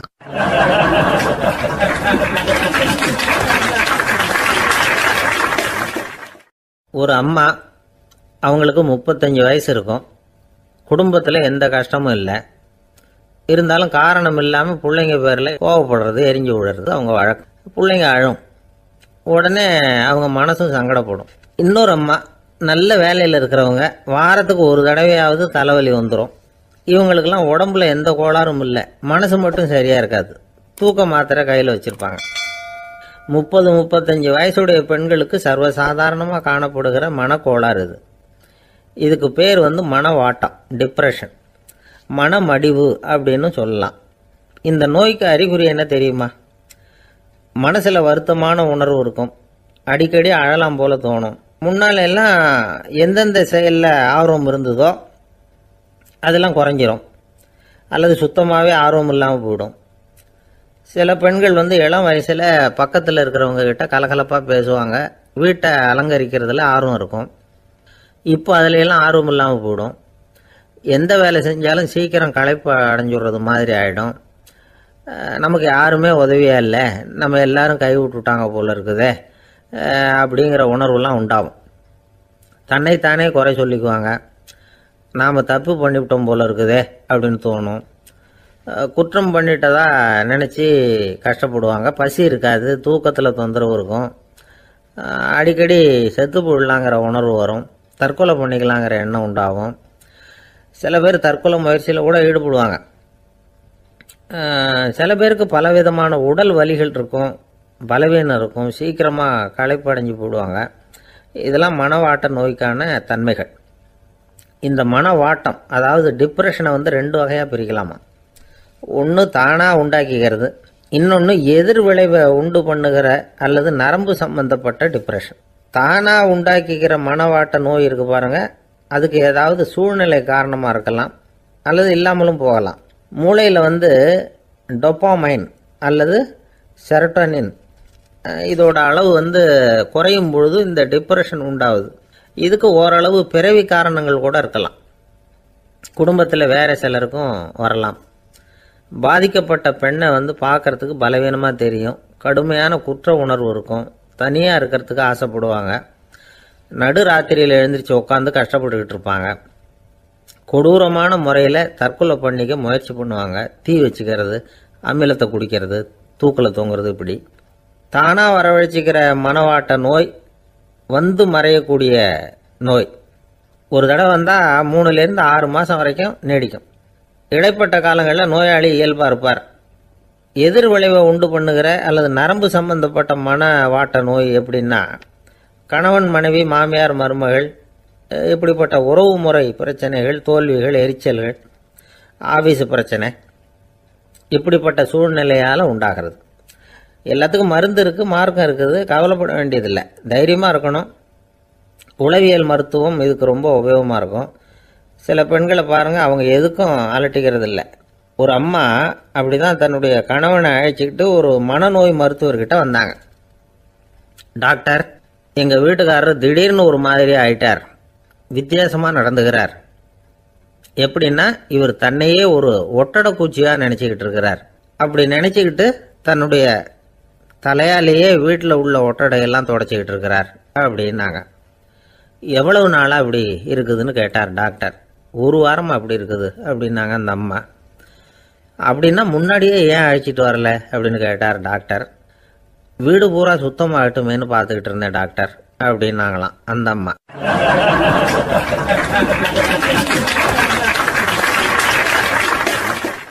ஒரே ஒரு ஊரில் ஒரு பாதிரியார் இருந்தார். ரொம்ப நாள் சந்தோஷமாக வாழ்ந்தார். ஒரு நாள் அவர் மடத்து சமையல் அறையில் பாத்திரங்களை கழுவி துலக்கி சுத்தப்படுத்திக்கிட்டு இருந்தார். அந்த சமயத்தில் ஒரு தேவதூதன் அவர் முன்னாடி வந்து நின்னான். இவர் நிமிர்ந்து பார்த்தார். ஆண்டவர் என்னை வந்து உங்ககிட்ட அனுப்பியிருக்கிறார், பரலோகத்தில் வாசம் செய்யறதுக்கு உங்களுக்கு நேரம் வந்துட்டுது அப்படின்னு அந்த ஆள். ஆண்டவருக்கு என்னோட ஞாபகம் வந்ததுக்கு நன்றி. ஆனாலும் இப்போ இங்கே நீயே பாரு, எவ்வளவு பாண்டங்கள் பாக்கி இருக்கு, இவ்வளவையும் நான் வந்து சுத்தப்படுத்த வேண்டியிருக்கு. நான் வந்து நன்றி கெட்டவனாக இருக்க விரும்பலை. இந்த பணியை முடிக்கிற வரைக்கும் என்னுடைய பரலோக வாழ்வை தள்ளி வைக்க முடியுமா? நீ என்ன நினைக்கிற அப்படின்னு கேட்டார். தேவதூதன் தனக்கே உரிய விவேகத்தோட அன்போட பாதிரியாரை பார்த்தான். சரி, என்ன செய்யலாம்ங்கிறத அப்புறம் சொல்கிறேன் அப்படின்னு சொல்லிவிட்டு புறப்பட்டு போயிட்டான். ஒரு நாள் அந்த பாதிரியார் தோட்டத்தில் உள்ள களைகளை எல்லாம் ஒரு களை கொத்தியால் கொத்தி களை எடுத்துக்கிட்டு இருக்கிறார். அந்த சமயத்தில் இந்த தேவதூதன் மறுபடியும் அவர் முன்னாடி வந்து நிற்கிறான். பாதிரியார் பார்த்தார். இதை பாரு, இந்த தோட்டம் பூராவும் எவ்வளவு களை மண்டி கிடக்கு, பரலோகம் கொஞ்ச காலம் எனக்காக பொறுத்திருக்கலாம்னு நீ நினைக்கிறியா அப்படின்னு கேட்டார். தேவதூதன் சிரிச்சுக்கிட்டே மறுபடியும் மறைஞ்சிட்டான். மறுபடியும் அவர் களை எடுக்கிறது, தானிய களஞ்சியத்துக்கு வர்ணம் பூசுறது, இப்படிப்பட்ட வேலைகளில் ஈடுபட்டிருக்கார். இன்னொரு நாள் ஒரு மருத்துவமனையில் நோயாளிகளை கவனிச்சுக்கிட்டு ரொம்ப தீவிரமாக இருக்கிறார் அந்த பாதிரியார். ஒரு நோயாளியோட தாகத்துக்கு தண்ணீர் கொடுத்துட்டு நிமிர்ந்து பார்க்குறப்போ தேவதூதன் மறுபடியும் அவர் முன்னாடி வந்து நிற்கிறான். இந்த தடவை பாதிரியார் தன்னலமற்றவராக பேரன்பை காட்டக்கூடிய வகையில் தன்னுடைய 2 கைகளையும் உயர்த்தியபடி தேவதூதனின் கவனத்தை வந்து பிணியால் வாடக்கூடிய நோயாளிகளின் பக்கம் திருப்பினாராம். தேவதூதன் ஒன்றும் சொல்லலை, மறைஞ்சிட்டான். அன்னைக்கு சாயந்தரம் பாதிரியார் வந்து மடத்தில் உள்ள தன்னுடைய அறைக்கு போய் இளைப்பாறினார். யோசிச்சு பார்த்தார். தேவதூதனையும் தேவதூதனின் விருப்பத்தையும் பல நாள் தள்ளி போட்டு வந்ததையும் அவர் ரொம்ப நினச்சி பார்த்தார். திடீர்னு தான் வந்து முதுமை அடைகிறதையும் சோர்வு அடைகிறதையும் உணர்ந்தார். ஆண்டவரை நினைச்சார். ஆண்டவரே, உம்முடைய தூதனை மறுபடியும் என்கிட்ட அனுப்புனா நான் சந்திக்கிறதுக்கு ஆவலாக இருக்கேன் அப்படின்னு சொல்கிறப்பவே தேவதூதன் பக்கத்தில் வந்து நின்னான். பாதிரியார் நிமிர்ந்து பார்த்தார். நீ இப்போவே என்னை அழைச்சிக்கிட்டு போக விரும்பினா நான் பரலோகத்துக்கு வர்றதுக்கு தயாராக இருக்கேன்னார். தேவதூதன் அந்த பாதிரியாரை அன்போடவும் விவேகத்தோடவும் பார்த்து, நீங்கள் வந்து என் கூட பரலோகத்துக்கு வர்ற தயாராக இருக்கிறதா சொல்கிறீங்க, ஆனால் நீங்கள் இது வரைக்கும் வேற எங்கே இருந்ததா நினைக்கிறீங்க அப்படின்னு நானும். அப்படின்னா இது வரைக்கும் இருந்த இடம் தான் பரலோகம் அப்படிங்கிறத உணர்த்தியிருக்கிறான். பரலோகம்னா என்னன்னு புரிஞ்சுக்கிறதுக்கு இந்த சம்பவம் நமக்கு உதவியாக இருக்குது. தொண்டு செய்கிறத விட பெரிய செயல் வேற எதுவும் இருக்க முடியாது. அது நம்ம மனசுக்கு கொடுக்குற சுகத்தை வேற எதுவும் கொடுக்க முடியாது. நாம் தொண்டு செய்கிற இடம் தான் அந்த புண்ணிய இடம். ஆனால் இந்த காலத்துல எல்லாம் நாம் தொண்டு செய்யணும்னு நினச்சி ஏதாவது ஆரம்பித்தா கூட அதை ஒரு மாதிரியாக சுற்றி நின்று வேடிக்கை பார்க்க ஆரம்பிச்சிடுறாங்க. ஒரு பெரியவர் அப்படித்தான் ஒரு தொண்டு செஞ்சுக்கிட்டு இருந்தார். ஒரு கோவில் கட்டிக்கிட்டு இருந்தாங்க. அதில் ஒரு இடத்துல ஒரு பலகையை வச்சு ஆணி அடிக்கிற வேலையை செஞ்சுக்கிட்டு இருந்தார் அந்த பெரியவர். ஒரு சின்ன பையன் அதை ரொம்ப ஊக்கமாக அக்கறையாக கவனிச்சுக்கிட்டு இருந்தான். பெரியவர் இதை கவனித்தார். என்னப்பா பார்க்குற, உனக்கும் இது மாதிரி தொண்டு செய்யணும்னு ஆசையாக இருக்கா அப்படின்னு கேட்டார். அதுக்கு அந்த பையன் சொல்கிறான், அப்படி இல்லைங்க, நீங்கள் ஆணி அடிக்கிறப்போ கையில் சுத்தியால் அடிச்சுக்கிட்டா எப்படி துடிப்பீங்க எப்படி கத்துவீங்கன்னு தெரிஞ்சுக்கிறதுக்காக அதை பார்க்கணும்னு ஆசை, அதுக்காக தான் காத்துக்கிட்டு இருக்கேன் அப்படின்னு நானும்.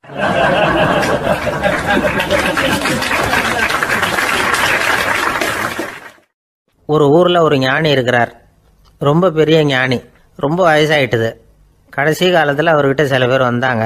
உங்கள் குரு யார் அப்படின்னு கேட்டாங்க. அவர் நிமிர்ந்து பார்த்தார். எனக்கு ஆயிரக்கணக்கான குருமார்கள் உண்டு, அவங்க பேரெல்லாம் சொல்லணும்னா இந்த காலம் பத்தாது. ஆனால் முக்கியமான ஒரு 3 பேரை பற்றி மட்டும் உங்களுக்கு சொல்கிறேன் அப்படின்னாராம். அப்புறம் சொன்னார், அந்த 3 பேரில் ஒருத்தன் ஒரு திருடன். ஒரு சமயம் ஒரு பாலைவனம் வழியாக நான் போய்கிட்டு இருந்தேன். அப்போது வழி தவறி போய் ஒரு கிராமத்துக்கு போயிட்டேன். அது இருட்டு நேரம், நடு ராத்திரி, ஊரே உறங்கி போச்சு. அந்த நேரத்தில் ஒரு ஆள் மட்டும் ஒரு வீட்டு சுவத்தில் ஏதோ பண்ணி உள்ளே நுழையிறதுக்கு முயற்சி பண்ணிகிட்டு இருக்கிறான். அவங்கிட்ட போய் நான் இன்னைக்கு இங்கே எங்கே தங்க முடியும் அப்படின்னு கேட்டேன். அதுக்கு அவன், இந்த ராத்திரி வேளையில் அது ரொம்ப சிரமம், ஒரு திருடனோட உங்களால் தங்க முடியும்னா நீங்கள் என்னோட தங்கலாம் அப்படின்னா. நான் அவங்க கூட 1 மாதம் தங்கியிருந்தேன். ஒவ்வொரு நாள் ராத்திரியும் இப்போ நான் என்னுடைய வேலைக்கு போகிறேன், நீங்கள் ஓய்வு எடுத்துக்கோங்க அப்படின்னு சொல்லிவிட்டு போவான். அவன் திரும்பி வந்த உடனே உனக்கு ஏதாவது கிடைச்சிதான்னு நான் கேட்பேன். அதுக்கு அவன், இன்னைக்கு ராத்திரி ஒன்றும் இல்லை, நாளைக்கு மறுபடியும் முயற்சி பண்ணுவேன் அப்படின்பா. எப்பவும் அவன் நம்பிக்கை இழந்ததே கிடையாது, எப்பவும் சந்தோஷமாகவே இருப்பான். நானும் ரொம்ப காலமாக தியானம் பண்ணிக்கிட்டே இருந்தேன், ஒன்றுமே நடக்கலை. ஆனால் நான் என்ன பண்ணேன் தெரியுமா, மனசு வருத்தப்படும், நம்பிக்கை இழந்துருவேன். அப்போல்லாம் அந்த திருடனுடைய விடாமுயற்சி தான் ஞாபகத்துக்கு வரும். அதனால் அந்த திருடன் எனக்கு ஒரு குரு. என்னுடைய 2வது குரு யாருன்னா அது ஒரு நாய். இது எப்படின்னா, ஒரு சமயம் எனக்கு ரொம்ப தாகமாக இருந்தது. ஒரு நதியை நோக்கி போயிட்டு இருந்தேன். அப்போ ஒரு நாயும் வந்தது. அதுக்கும் தாகம். ஓடி வந்து ஆற்றை பார்த்தது. அதோட நிழல் ஆற்றுல தெரிஞ்சது. அதை பார்த்ததும் பயந்துட்டுது. அதாவது அது தன்னுடைய சொந்த உருவத்தையே கண்டு பயந்தது. அதை பார்த்து குறைக்குது, திரும்பி ஓடிச்சு. ஆனால் அதுக்கு தாகம் அதிகமாக இருந்ததுனால அது மறுபடியும் திரும்பி வந்தது. பார்த்தா மறுபடியும் தண்ணியில் நாயோட உருவம் தெரியுது. இப்படி சில தடவை பண்ணிச்சு. இருந்தாலும் கடைசியில் தண்ணியில் குதிச்சுட்டுது துணிஞ்சி. இப்படி குதித்த உடனே அதோட உருவமும் மறைஞ்சுட்டுது. இதை பார்த்தேன். நான் என்ன புரிஞ்சுக்கிட்டேன்னா, எவ்வளவுதான் பயம் இருந்தால் கூட ஒருத்தன் தைரியமாக காரியத்தில் இறங்கணும் அப்படிங்கிறத புரிஞ்சுக்கிட்டேன். இந்த போதனை அந்த நாய்கிட்ட இருந்து எனக்கு கிடைச்சிது. இது ஒன்று. அடுத்தது என்னுடைய 3வது குரு யாருன்னா அது ஒரு சின்ன குழந்தை. நான் ஒரு சமயம் ஒரு நகரத்துக்கு போனேன். அங்கே ஒரு குழந்தை எரிகிற மெழுகுவத்தி ஒன்று எடுத்துக்கிட்டு வந்தது. நான் அந்த குழந்தைய பார்த்து வேடிக்கையாக கேட்டேன், ஏன் பாப்பா இந்த மெழுகுவத்தியை நீயாவே கொளுத்துனியா அப்படின்னு கேட்டேன். ஆமான்னுது அந்த குழந்தை. சரி, இந்த மெழுகுவத்தி முன்னாடி எரியாமல் இருந்தது, இப்போ எரியுது. இந்த மெழுகுவத்திக்கு வெளிச்சம் எங்கேருந்து வந்தது, அதை எனக்கு காட்ட முடியுமா அப்படின்னு கேட்டேன் அந்த குழந்தைகிட்ட. இதுக்கு அந்த குழந்தை சிரிச்சுக்கிட்டு அந்த மெழுகுவத்தியை ஊதி அணைச்சுட்டுது. அதுக்கப்புறம் என்னை பார்த்து கேட்டுது, இப்போ இந்த மெழுகுவத்தியின் வெளிச்சம் போனதை பார்த்தீங்க இல்லையா, அது எங்கே போச்சுன்னு எனக்கு சொல்லுங்க அப்படின்னுது. அந்த குழந்தை இப்படி கேட்டதும் என்கிட்ட இருந்த ஆணவம் அழிஞ்சுட்டுது. நான் படித்ததெல்லாம் அந்த வினாடியில் சுக்கு நூறாக போயிட்டுது. என்னுடைய முட்டாள்தனத்தை நான் உணர்ந்தேன் அப்படின்னு இவ்வளவும் அந்த ஞானி விவரமாக சொன்னாராம். அதனால் நாம் இன்னார்கிட்ட இருந்து தான் இதை கற்றுக்கணுங்கிறது இல்லை, யாருக்கிட்டே இருந்தும் எதையும் கற்றுக்கலாம். நம்மால் ஒருத்தன் ஒரு நாய் வளர்த்துக்கிட்டு இருந்தான். அந்த நாய்க்கு வால் கிடையாது. யாரோ ஏற்கனவே வெட்டி எடுத்துட்டாங்க. இந்த நாய் தான் சார் எனக்கு குரு, அதுகிட்டே இருந்து கூட நான் பாடம் கற்றுக்கிட்டு இருக்கிறேன் அப்படின்னா. அப்படி என்ன கற்றுக்கிட்டேன் இந்த வால் இல்லாத நாய்கிட்டே இருந்து அப்படின்னு கேட்டோம். நாம் யாருக்கிட்டையும் வாலாட்டக்கூடாது அப்படிங்கிற பாடத்தை அதுகிட்டே இருந்து தான் நான் கற்றுக்கிட்டேன் அப்படின்னா.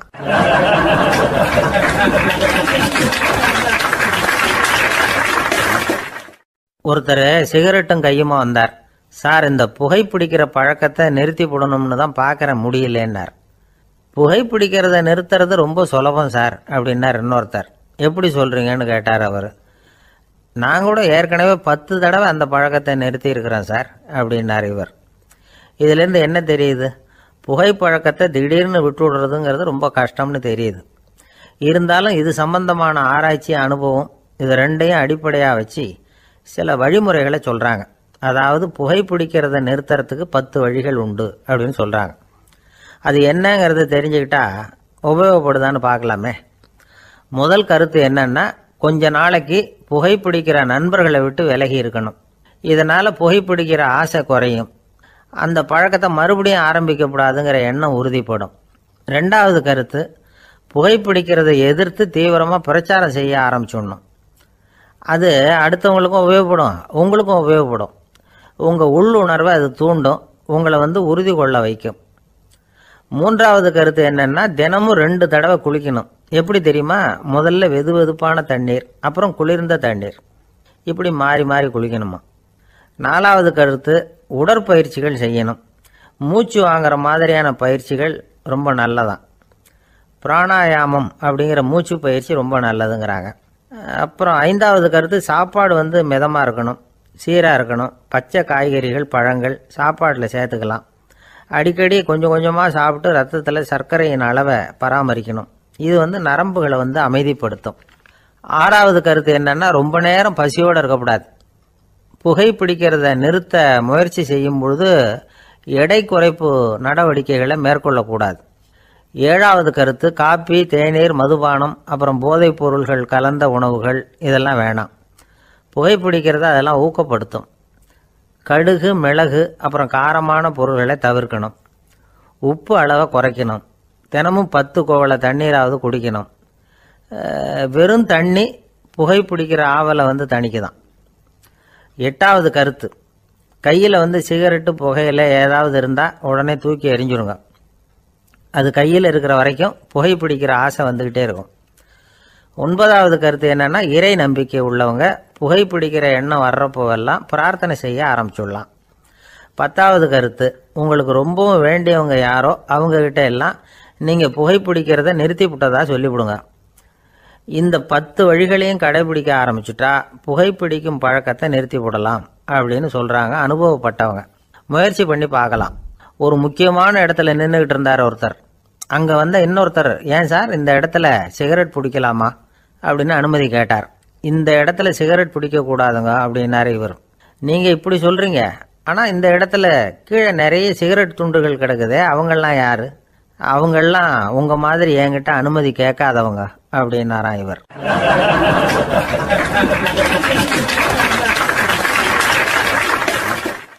இந்த உலகத்தில் எவ்வளவோ உயிரினங்கள் இருக்குது. ஒவ்வொன்றும் ஒவ்வொரு விதமாக சண்டை போடுது. இப்போ 2 மாடு சண்டை போட்டுக்குதுன்னு வச்சுங்க, என்ன பண்ணும்? 2 முட்டிக்கும். அதுக்கு சண்டை போடுறதுக்கு ஆயுதமாக உபயோகப்படுறது அதோட கொம்பு. 2 சேவல் சண்டை போட்டுக்குதுன்னு வச்சுங்க, அதுக்கு ஆயுதமாக உபயோகப்படுறது அதோட கால் நகம். காலால் தான் அது ஒன்றோட ஒன்று சண்டை போட்டுக்கும். ஆனால் 2 மனுஷன் சண்டை போட்டுக்கிறான்னு வச்சுங்க, இவன் இன்னதை தான் ஆயுதமாக உபயோகப்படுத்துவான்னு குறிப்பிட்டு சொல்ல முடியாது. கல்லை எடுப்பான், கத்தி எடுப்பான், துப்பாக்கி எடுப்பான், என்ன வேணாலும் பண்ணுவான். வாயால் திட்டுவான், கையால் அடிப்பான், காலால் உதைப்பான், சகலகலாக வல்லவன். விலங்குகள்லாம் பொதுவாக வாயை சாப்பிட்றதுக்கு மட்டும்தான் உபயோகப்படுத்துது. ஆனால் இவனுக்கு சாப்பிட்றதுக்கும் அதுதான், சாப்பிட்டு விட்டு திட்டுறதுக்கும் அதுதான். ஆனால் ஒரு விஷயத்தில் மட்டும் கெட்டிக்கிறேன். அதாவது நாம் சண்டை போட்டுக்கிட்டாலும் பரவாயில்லை, கோழிகள் சண்டை போடாமல் இருக்கணும் அப்படின்னு ஆசைப்படுறான். எதுக்காக? கோழிகள் சண்டை போடாமல் இருந்தால் நிறைய முட்டைகள் போடுமா, அதுக்காக தான் இந்த அக்கறை. கோழி பண்ணை வச்சிருக்கிறவங்களுக்கு இது ஒரு பெரிய பிரச்சனை. அதாவது பண்ணையில் இருக்கிற கோழிகளுக்குள்ளே அடிக்கடி சண்டை வந்துடும். அதனால் முட்டை உற்பத்தி குறைஞ்சிரும். சரி, இதுக்கு என்ன பண்ணுறது? பண்ணையில் போய் உட்காந்துக்கிட்டு தினமும் பஞ்சாயத்து பேசிகிட்டு இருக்க முடியுமா? அமெரிக்காவில் கோழி பண்ணை வச்சுருக்கிற ஒருத்தர் இதை பற்றி யோசனை பண்ணி பார்த்தாராம். ஒரு வழியையும் கண்டுபிடிச்சிருக்கார். கோழிக்கெல்லாம் மூக்கு கண்ணாடி மாட்டி விட்டுட்டோம்னா அது சண்டை போடுற குணம் குறைஞ்சிரும், முட்டை அதிகமாகிடும். அந்த கண்ணாடியில் உள்ள லென்ஸு சிவப்பு நிறத்தில் இருக்கணும், அவ்வளவுதான் அப்படின்னு அவர் கண்டுபிடிச்சாராம். இது ஏற்கனவே நடைமுறையில் கண்டுபிடிக்கப்பட்ட ஒரு விஷயம். ஆனால் எல்லா கோழிக்கும் சிவப்பு மூக்கு கண்ணாடி எப்படி மாட்டி விடுறது? அப்படியே மாட்டி விட்டாலும் அது நழுவாமல் இருக்கணுமே. இப்போ நாமெல்லாம் நடு வரலால் மூக்கு கண்ணாடி நடுவில் தொட்டு அப்படி ஸ்டைலாக சரி பண்ணிக்கிறோம். அது மாதிரி கோழி எப்படி சரி பண்ணிக்கும்? இதுதான் பிரச்சனை. இதுக்கு அவர் என்ன வழி கண்டுபிடிச்சாருன்னா, கோழிக்கெல்லாம் மூக்கு கண்ணாடிக்கு பதிலாக விழியொட்டு வில்லைகள், கான்டாக்ட் லென்ஸ், அதை பொருத்தி விட்டா என்ன அப்படின்னு யோசனை பண்ணார். அதே மாதிரி பண்ணார். அதே மாதிரி செஞ்சு பார்த்தார், வெற்றி. அதுக்கப்புறம் கோழியெல்லாம் சண்டை போட்டுக்கலையாம், சமாதான பிரியர்கள் ஆகிட்டு தான். கோழிகளுக்கு இயல்பாகவே சண்டை போடுற குணம் உண்டு. ஆனால் அதோட கண்ணுக்கு பார்க்குற பொருள்லாம் ரோஜா நிறத்துலையோ அல்லது இன்னும் சொல்லப்போனால் அழுத்தமான சிவப்பு நிறத்துலையோ தெரிஞ்சதுன்னா சண்டை போடுற குணம் குறைஞ்சிருதான். அந்த சமயத்தில் அது அதிகமாகவும் முட்டையிட ஆரம்பிச்சுடுதான். அதே நேரத்தில் இறை எடுக்கிறத கூட குறைச்சிக்குதான். இது ஏன் இப்படி பண்ணுதுங்கிறது விஞ்ஞானிகளுக்கு இன்னமும் புரியலையா. எப்படியோ அமெரிக்க கோழிகள்லாம் கான்டாக்ட் லென்ஸ் பொருத்திக்க ஆரம்பித்தாச்சு. கோழி கழுத்தை பிடிச்சிக்கிட்டு ஒரு சில வினாடிகளில் அதை பொருத்தி விட்றாங்களாம். கோழியோட ஆயுள் பூரா அது அப்படியே இருக்குமா. பண்ணையில் முட்டை உற்பத்தி குறைஞ்சா இது மாதிரி விஞ்ஞானபூர்வமாக பரிகாரம் தேடுறது தான் நல்லது. நமக்கு வேண்டியப்பட்ட ஒருத்தர், அவர் ஒரு கோழி பண்ணை வச்சுருந்தார். அந்த பண்ணையில் பாதி கோழி திடீர்னு செத்து போச்சு. உடனே ஒரு கால்நடை மருத்துவர்கிட்ட போக வேண்டியது தானே. அங்கே போகல, உள்ளூரில் மந்திரம் பண்ணிகிட்டு இருந்த ஒரு சாமியார்கிட்ட போனார். அவர் காலில் விழுந்தார். சாமி, என் பண்ணையில் பாதி கோழி செத்து போட்டுதுன்னார். சாமியார் யோசனை பண்ணார். சரி, பண்ணையில் வாசப்படி கிழக்கு பக்கமாக வச்சுருக்கியா மேற்கு பக்கமாக வச்சுருக்கியான்னு கேட்டார். கிழக்கு பக்கமாக இருக்குன்னார் அவர். அதுதான் தப்பு, மேற்கு பக்கமாக அதை மாற்று சரியாக போடும்னாராம்.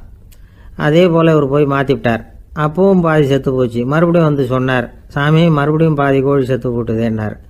சரி, கூரை எப்படி போட்டிருக்க? ஓடு போட்டிருக்கியா இல்லை கீத்து போட்டிருக்கியான்னார். ஓடு போட்டிருக்கேன்னாராம் அவர். அதுதான் தப்பு, கீத்து போட்டுரும் சரியாக போடும்னாராம். சரின்னு போய் அதையும் மாற்றி பார்த்தார். மறுபடியும் போயிட்டுது, கோழி செத்து போச்சு. வந்தார், மறுபடியும் பாதி செத்து போச்சு சாமின்னு வந்தார். இவரும் யோசனையை மாற்றி மாற்றி சொல்லிகிட்டே இருக்கிறார். இப்படி அவரும் மாற்றி மாற்றி பார்த்தார். 6வது தடவையாக அவரை தேடிட்டு வந்தார். அந்த சமயத்தில் இவர் ரொம்ப தீவிரமாக யோசனை பண்ணி பார்த்துட்டு, அது சரிப்பா, நீ என்கிட்ட சளைக்காமல் வந்துக்கிட்டு இருக்கிற, நானும் யோசனை சொல்லிகிட்டு இருக்கேன்.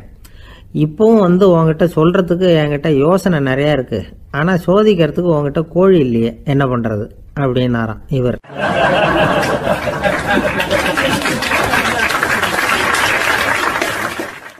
ஒரு சீன தேசத்து அரசர் இருந்தார். அவருக்கு வயசாயிட்டுது. அவருக்கு அடுத்தபடியாக அவருடைய புள்ள பட்டத்துக்கு வரணும், ஆட்சி பொறுப்பை ஏற்றுக்கணும். ஒரு நல்ல தலைவனுக்கு இருக்க வேண்டிய பண்புகள்லாம் தன்னுடைய மகனுக்கு இருக்கணும்னு விரும்பினார் அந்த அரசர். அதனால் இளவரசனை பக்கத்தில் இருந்த ஒரு குரு கிட்ட அனுப்புனார். இளவரசன் அவர்கிட்ட போய் சேர்ந்தான். அந்த குரு என்ன பண்ணார் தெரியுமா? இவனை பார்த்து சொன்னார், இதை பாருப்பா, நீ என்ன பண்ணுற, இப்போவே பக்கத்தில் இருக்கிற காட்டுக்கு போ, நடுக்காட்டில் போய் ஒரு இடத்துல உட்காந்துக்கோ. அங்கே என்னென்ன சத்தம்லாம் உன் காதில் விழுதுன்னு கவனித்து கேளு. உன் காதில் விழுந்த ஓசைகள் என்னென்னங்கிறத என்கிட்ட சொல்லு, அதுதான் எனக்கு தெரியணும், உனக்கு வேலையும் அதுதான் அப்படின்னு சொல்லி அனுப்பி வச்சுட்டார். இளவரசன் காட்டுக்கு போனான். குரு சொன்னபடியே ஒரு இடத்துல உட்காந்து கவனித்து கேட்டான். அதுக்கப்புறம் குருக்கிட்ட திரும்பி வந்தான். என்னென்ன சத்தம்லாம் கேட்ட அப்படின்னு கேட்டார் குரு.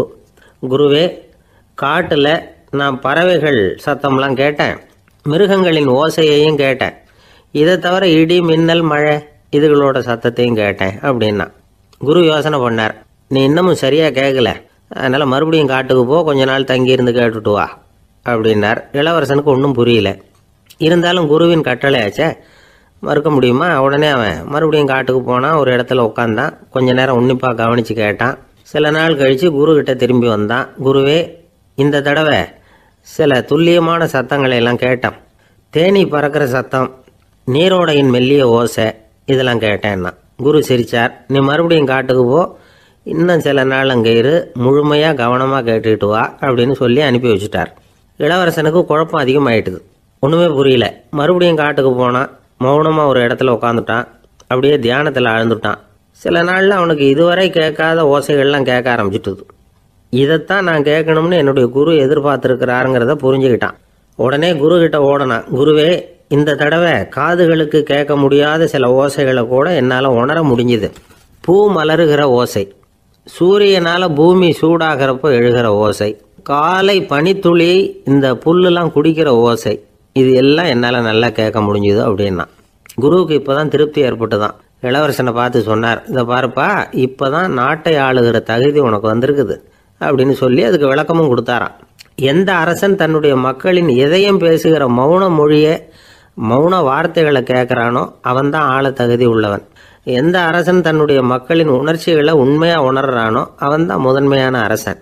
போலி வார்த்தைகளை மட்டும் கேட்டுட்டு பல மௌன ராகங்களை காதில் வாங்கிக்காதவன் அரசனே இல்லை. எந்த நாட்டில் எப்போ ஒரு அரசன் தன்னுடைய மக்களின் உணர்ச்சிகளை கேட்க மறுக்கிறானோ அன்னையிலேருந்தே அந்த நாடு அழிய தொடங்குது அப்படின்னு அர்த்தம். இதுதான் அந்த குரு இளவரசனுக்கு போதிச்சது. வாயால் பேசுறத மட்டும் கேட்டு ஏமாறக்கூடாது, உணர்ச்சிகளையும் கேட்கறதுல தான் மனப்பக்குவம் உண்டாகும். மக்கள் உணர்ச்சிகளை புரிந்து கொள்ளாத அரசர்கள் நீடிச்சிருக்க முடியாது. அது மாதிரி நாடுகளில் அடிக்கடி குழப்பம் தான் உண்டாகும். அப்படி இருந்தால் அடிக்கடி ஆட்சி மாறிக்கிட்டு இருக்கும். அப்படிப்பட்ட ஒரு தேசம், அங்கே ஒரு சிறைச்சாலையில் 3 கைதிகள் பேசிக்கிட்டு இருந்தாங்க. ஒருத்தன் சொன்னான், நான் இந்த நாட்டு ராஜாவை எதிர்த்து பேசிக்கிட்டு இருந்தேன், அதனால் என்னை பிடிச்சி கொண்டாந்து இங்கே போட்டுட்டாங்க அப்படின்னா ஒருத்தன். இன்னொருத்தன் சொன்னான், நான் இந்த நாட்டு ராஜாவை ஆதரித்து பேசிக்கிட்டு இருந்தேன், அதனால் என்னை பிடிச்சி கொண்டாந்து இங்கே தள்ளிவிட்டாங்க அப்படின்னா. அது சரி, நீ என்ன தப்பு பண்ண அப்படின்னு சொல்லி 3வது ஆளை பார்த்து இவங்க கேட்டாங்க. அதுக்கு அந்த ஆள் சொல்கிறான், நான் தான் இந்த நாட்டு ராஜா அப்படின்னா.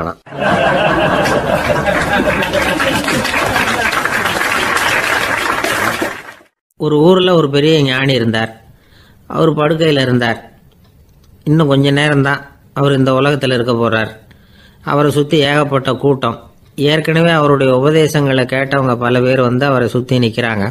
அந்த ஞானி மெதுவாக கண்ணை திறந்து பார்க்குறார். எல்லாரும் அவருடைய கடைசி வார்த்தையை கேட்கறதுக்காக அவளோட காத்துக்கிட்டு இருக்கிறாங்க. அந்த ஞானி மெதுவாக பேச ஆரம்பித்தார். நான் என்னுடைய வாழ்நாள் பூராவும் உங்களுக்கு நிறைய போதனைகள் சொல்லிக்கிட்டு இருக்கிறேன். பேரானந்தம், மகிழ்ச்சி, தியானத்தன்மை, இதை பற்றியெல்லாம் சொல்லியிருக்கிறேன். இப்போ நான் வேற ஒரு கரைக்கு போய்கிட்டு இருக்கிறேன். நான் இனிமேல் இந்த கரையில் இருக்க மாட்டேன்.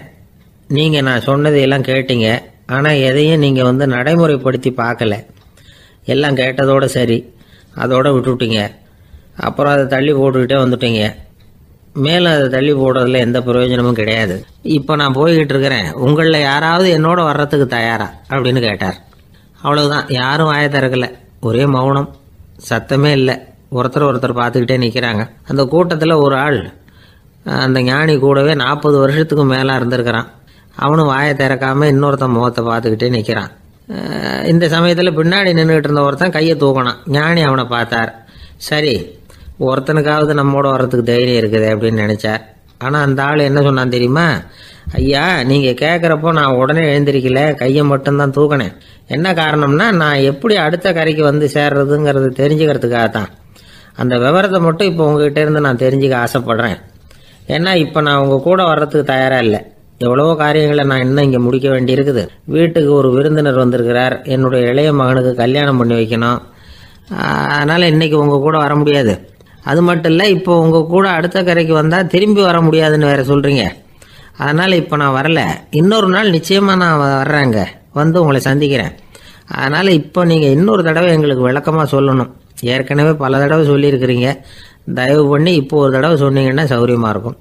அந்த அடுத்த கரையை அடையிறது எப்படி, இப்போ ஒரு தடவை அதை விளக்கமாக சொல்லிட்டீங்கன்னா நல்லா ஞாபகப்படுத்திக்குவேன். அது சரியான சமயம் வர்றப்போ இது எனக்கு உதவியாக இருக்கும் அப்படின்னு நானா. ஆனால் உண்மை என்ன தெரியுமா? அந்த சரியான சமயம் வரவே இல்லை அப்படிங்கிறது தான் உண்மை. இப்படி அந்த கதை முடியும். இந்த கதை அந்த ஒரு ஆளுக்கு மட்டும் இல்லை, கிட்டத்தட்ட எல்லாருக்குமே அது பொருந்தும் அப்படிங்கிறாங்க விவரம் தெரிஞ்சவங்க. எல்லாருமே அந்த சரியான தருணத்துக்காக தான் காத்துக்கிட்டு இருக்கிறாங்களாம். அதுக்காக ஜோசியம் பார்க்குறாங்க, கைரேகை பார்க்குறாங்க. நாளைக்கு என்ன நடக்குங்கிற ஆவலில் எல்லாரும் காத்துக்கிட்டு இருக்கிறாங்க. ஆனால் அந்த ஒரு நாள் ஒருபோதும் வரப்போகிறதில்ல. நீங்கள் தள்ளி போடுறதுக்காக பல அர்த்தமில்லாத காரணங்களை தேடுறீங்க அப்படிங்கிறார் ஒரு ஞானி. காத்திருக்கிறதுலேயே நம்ம காலம் ஓடி போயிடுது. ஏன்னா இன்னைக்கு நாம் சிந்திக்கிறது நாளைக்கு நாம் சிந்திக்கிறது இல்லை. ஒவ்வொரு நாளும் ஒவ்வொரு மாதிரி போயிடுது. நாளைக்கு மறுநாளை பற்றியே சிந்திக்கிறோம். இப்படியே அது பாட்டுக்கு போயிடும். கரையை தொட்டு பார்க்குறது எப்போ, இதுதான் கேள்வி. நமக்கு வேண்டியப்பட்ட ஒருத்தர் ஒரு ரயில்வே பிளாட்ஃபாரத்தில் நின்றுட்டு இருக்கிறார். அங்கே இருக்கிறவங்க கிட்ட கேட்குறாராம், விசாரிக்கிறாரு. ஏங்க கிழக்க போகிற ரயில் போயிட்டுதுங்களான்னாராம். போயிட்டுதுன்னு இருக்கிறாங்க. கொஞ்ச நேரம் கழிச்சு ஏங்க மேற்க போகிற ரயில் போயிட்டுதுங்களான்னு கேட்டிருக்காரு. போயிட்டுதுங்களான் இருக்காங்க. அப்புறம் கொஞ்ச நேரம் கழிச்சு மறுபடியும் ஏங்க 10:30 மணி வண்டி போயிட்டுதான்னு கேட்டிருக்காரு. தொடர்ந்து காலையிலேருந்து சாயந்தரம் வரைக்கும் இப்படி ஒரே இடத்துல நின்றுட்டு கேட்டுக்கிட்டே இருக்கிறார். இதை பார்த்துக்கிட்டு இருந்த ஒருத்தர் அவர்கிட்ட வந்து, ஏங்க நீங்கள் எங்கே போகணும் அப்படின்னு கேட்டாராம். இவர் மெதுவாக சொன்னாராம், இந்த ரயில்வே லைனை தாண்டி அந்த பக்கம் போகணும் அப்படின்னாராம்.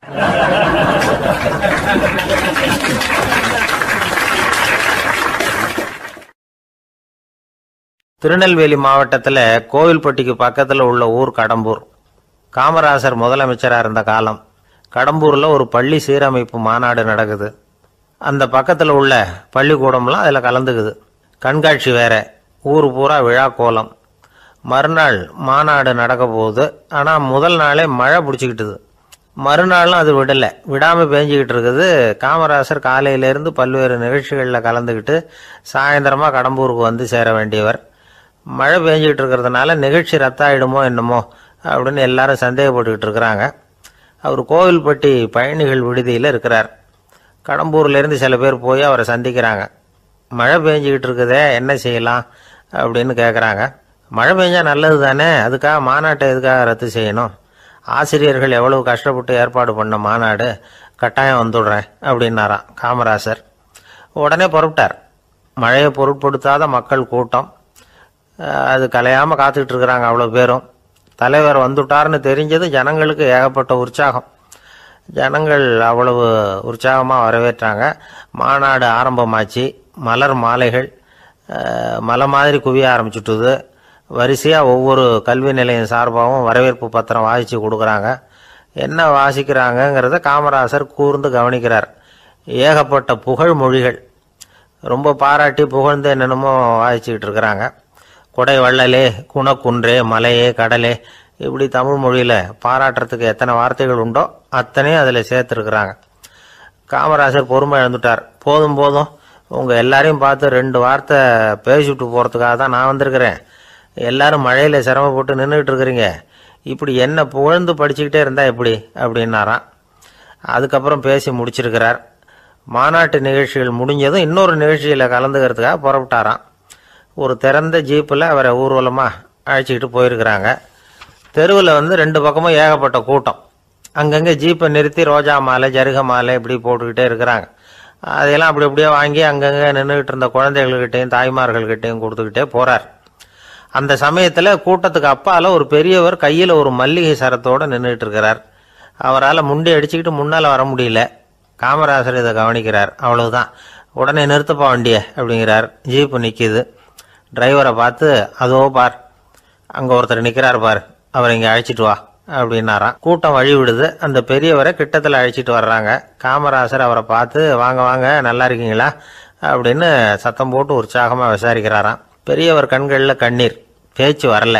மல்லிகை சரத்தை அவருக்கு போடுறார். கொஞ்ச நேரம் அவர்கிட்ட பொறுமையாக பேசிக்கிட்டு இருந்துட்டு அவரை அனுப்பி வைக்கிறார் காமராசர். பெரியவர் போனதுக்கு அப்புறம் காமராசர் பக்கத்தில் இருந்தவங்க கிட்ட சொல்கிறார் அந்த பெரியவரை பற்றி.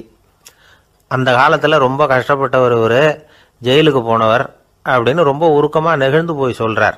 இதில் ஒரு விஷயத்தை கவனிங்க. தன்னை புகழ்ந்து படிக்கப்பட்ட வாழ்த்து மடலை படிக்க வேணாம்னு தடுத்து நிறுத்தினார். எங்கேயோ ஒரு மூலையில் கையில் ஒரு 4 முழம் மல்லிகை சரத்தோடு ஒதுங்கி நின்றுக்கிட்டு இருந்த அந்த தொண்டரை அவ்வளவு பெரிய கூட்டத்துக்கு நடுவுலையும் தேடி கண்டுபிடிச்சி கிட்டத்தில் கூப்பிட்டு அவர் கொடுத்த அன்பு மாலையை வாங்கி கழுத்தில் போட்டுக்கிட்டார். அதுதான் காமராசர். தோல்விகள் கூட அவரை கொஞ்சம் கூட பாதித்ததில்லை. ஒரு பொது தேர்தலில் அவர் தோற்று போகிறார். தொண்டர்கள்லாம் அழறாங்க. அதில் ஒருத்தர் மெதுவாக காமராசர்கிட்ட போய், என்ன தலைவரே, நீங்கள் கூட தோற்று போயிட்டீங்களே அப்படின்னு கலக்கமாக சொல்லியிருக்கிறார். அதுக்கு காமராசர், நான் கூட தோற்று போகிறதுக்கு பேர் தான்ப்பா ஜனநாயகம் அப்படின்னாராம்.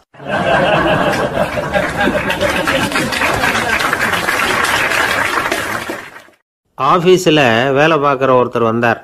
பேசாமல் ஒரு 10 நாள் லீவு போட்டுடலாமா பார்க்குறேன் அப்படின்னார். ஏன்னு கேட்டோம். என்னுடைய மேலதிகாரி ஒரு முசுடு சார், அவர்கிட்ட வேலை பார்க்குறது ரொம்ப கஷ்டமாக இருக்குது அப்படின்னார். ஆஃபீஸில் வேலை பார்க்குறவங்கெல்லாம் ஒரு விஷயத்தை நல்லா ஞாபகத்தில் வச்சுக்கணும். மேலதிகாரிங்கிறவர் ஒரு பெரிய மகான் இல்லை, அவரும் ஒரு மானிட பிறவி தான்.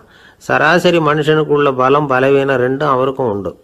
அதனால் அவரை கொஞ்சம் அனுசரித்து போகிறதுக்கு பழகிறது தான் நல்லது. மேலதிகாரிகளில் பல வகை உண்டு. அதில் முக்கியமாக 3 வகை. அதில் ஒரு வகை எப்படி தெரியுமா? உங்களை ஒரு வேலை செய்கிற மெஷினாக மட்டுமே நினைக்கக்கூடிய வகை. இவங்கள்லாம் எப்படின்னா, எங்கேயாவது வெளியூர் போயிருந்தா கூட அங்கேருந்து ஃபோன் பண்ணுவாங்க, அந்த வேலை என்னாச்சு, இந்த வேலை என்னாச்சு அப்படின்னு. இவங்களுக்கெல்லாம் உங்கள் நலனை பற்றியோ உங்கள் குடும்பத்தை பற்றியோ அக்கறை இருக்காது. நீங்கள் சொல்கிற யோசனை எதுவும் இவங்ககிட்ட எடுபடாது. கொடுத்த வேலையை பாரு, நீ எனக்கு புத்தி சொல்ல வேணாம் அப்படிம்பாங்க. இவங்களை அனுசரித்து போகிறதுக்கு ஒரே வழி, இவங்க எதை சொன்னாலும் சரின்னு சொல்லிவிட்டு வேலையை கவனிக்க வேண்டியது தான். இவங்ககிட்ட வேற எந்த கேள்வியும் கேட்டுக்கிட்டு இருக்கக்கூடாது. ஆமாம் சாமி போடுறது கௌரவ குறைச்சல் இல்லை, அது ஒரு அலுவலக சௌகரியம், அவ்வளவுதான். இன்னொரு வகையான மேலதிகாரிகள் எப்படி தெரியுமா? இவங்கெல்லாம் ஆஃபீஸ் வேலையை பற்றி அதிகமாக கவலைப்பட்டுக்கிட்டு இருக்க மாட்டாங்க. தங்களுடைய சொந்த இமேஜ் பாதிக்கப்படக்கூடாதுங்கிறதுலையே கவனமாக இருப்பாங்க. இவங்கெல்லாம் அடிக்கடி உங்கள் நலனை விசாரிப்பாங்க. அதே மாதிரி நீங்களும் அவரை விசாரிக்கணும்னு எதிர்பார்ப்பாங்க. இந்த ரக அதிகாரிகளுக்கெல்லாம் புது வருட வாழ்த்து அனுப்பலாம், பிறந்தநாள் வாழ்த்து அனுப்பலாம். அவருக்கு எங்கேயாவது ஒரு பாராட்டு விழா நடந்தால் முதல் வரிசையில் போய் உட்காந்து உங்கள் முகத்தை காட்டலாம். ஆஃபீஸ் வேலையை மட்டுமே பார்க்குற பணியாளர்கள் இது மாதிரி அதிகாரிகள்கிட்ட நல்ல பேர் வாங்க முடியாது. இன்னொரு வகையான மேலதிகாரிகள் உண்டு. அவங்க எப்படின்னா, ஆஃபீஸ் வேலையை பற்றியும் கவலைப்பட மாட்டாங்க, தனக்கு கீழே வேலை பார்க்குறவங்கள பற்றியும் கவலைப்பட மாட்டாங்க. எக்காரணம் கொண்டும் தன்னுடைய பொசிஷனுக்கு ஆபத்து வந்துடக்கூடாதுன்னே நினைக்கக்கூடியவங்க இவங்க. இவங்களால் கடுமையான வேலை செய்யவும் முடியாது, தீர்மானிக்கவும் முடியாது. எந்த முடிவையும் எடுக்காமல் அப்படியே தள்ளி போட்டுக்கிட்டே போடுவாங்க எல்லாத்தையும். இதனால் என்ன ஆகும்னா, இவருக்கு கீழே வேலை பார்க்குற உங்களுக்கு பொறுப்பு அதிகமாகிடும். இவங்ககிட்ட போய் பிரச்சனையை மட்டும் சொல்லி பிரயோஜனம் இல்லை, அதுக்கான முடிவுகளை நீங்களே சொல்லணும். அப்போ தான் இது மாதிரி அதிகாரிகள்கிட்ட நல்ல பேர் வாங்கலாம். அட்லீஸ்ட் கெட்ட பேர் வாங்காமலாவது காலம் தள்ளலாம். ஆஃபீஸில் வேலை பார்க்குறவங்க முக்கியமாக சில விஷயங்களை ஞாபகத்தில் வச்சுக்கணும். ஆஃபீஸில் நடக்கிற நல்லது கெட்டது எதுவாக இருந்தாலும் உடனடியாக மேலதிகாரிகிட்ட தெரிவிக்கிறது நல்லது. 3வது மனிதர் மூலமாக அதை அவர் தெரிஞ்சுக்கிறது அவ்வளவு நல்லதில்லை. எந்த மேலதிகாரியுமே தான் இந்த சர்பாஸ் செய்யப்படுறத விரும்புறதில்லை. அதனால் அவருக்கு தெரியாமல் மேலிடத்துக்கு மணி எழுதி போடக்கூடாது. அப்படி எழுதி போடுறவங்க சில பேர் இருக்கிறாங்க. நீங்களும் உங்கள் மேலதிகாரியும் தொழில் ரீதியாக ஒரே படிப்பு படித்தவராக இருக்கலாம். அப்படி இருந்ததுன்னா அட்ஜஸ்ட் பண்ணி போகிறது கொஞ்சம் கஷ்டம்தான். இதை மனசில் வச்சுக்கிட்டு நடந்துக்கணும். உங்களுக்கும் அவருக்கும் அபிப்பிராய பேதமா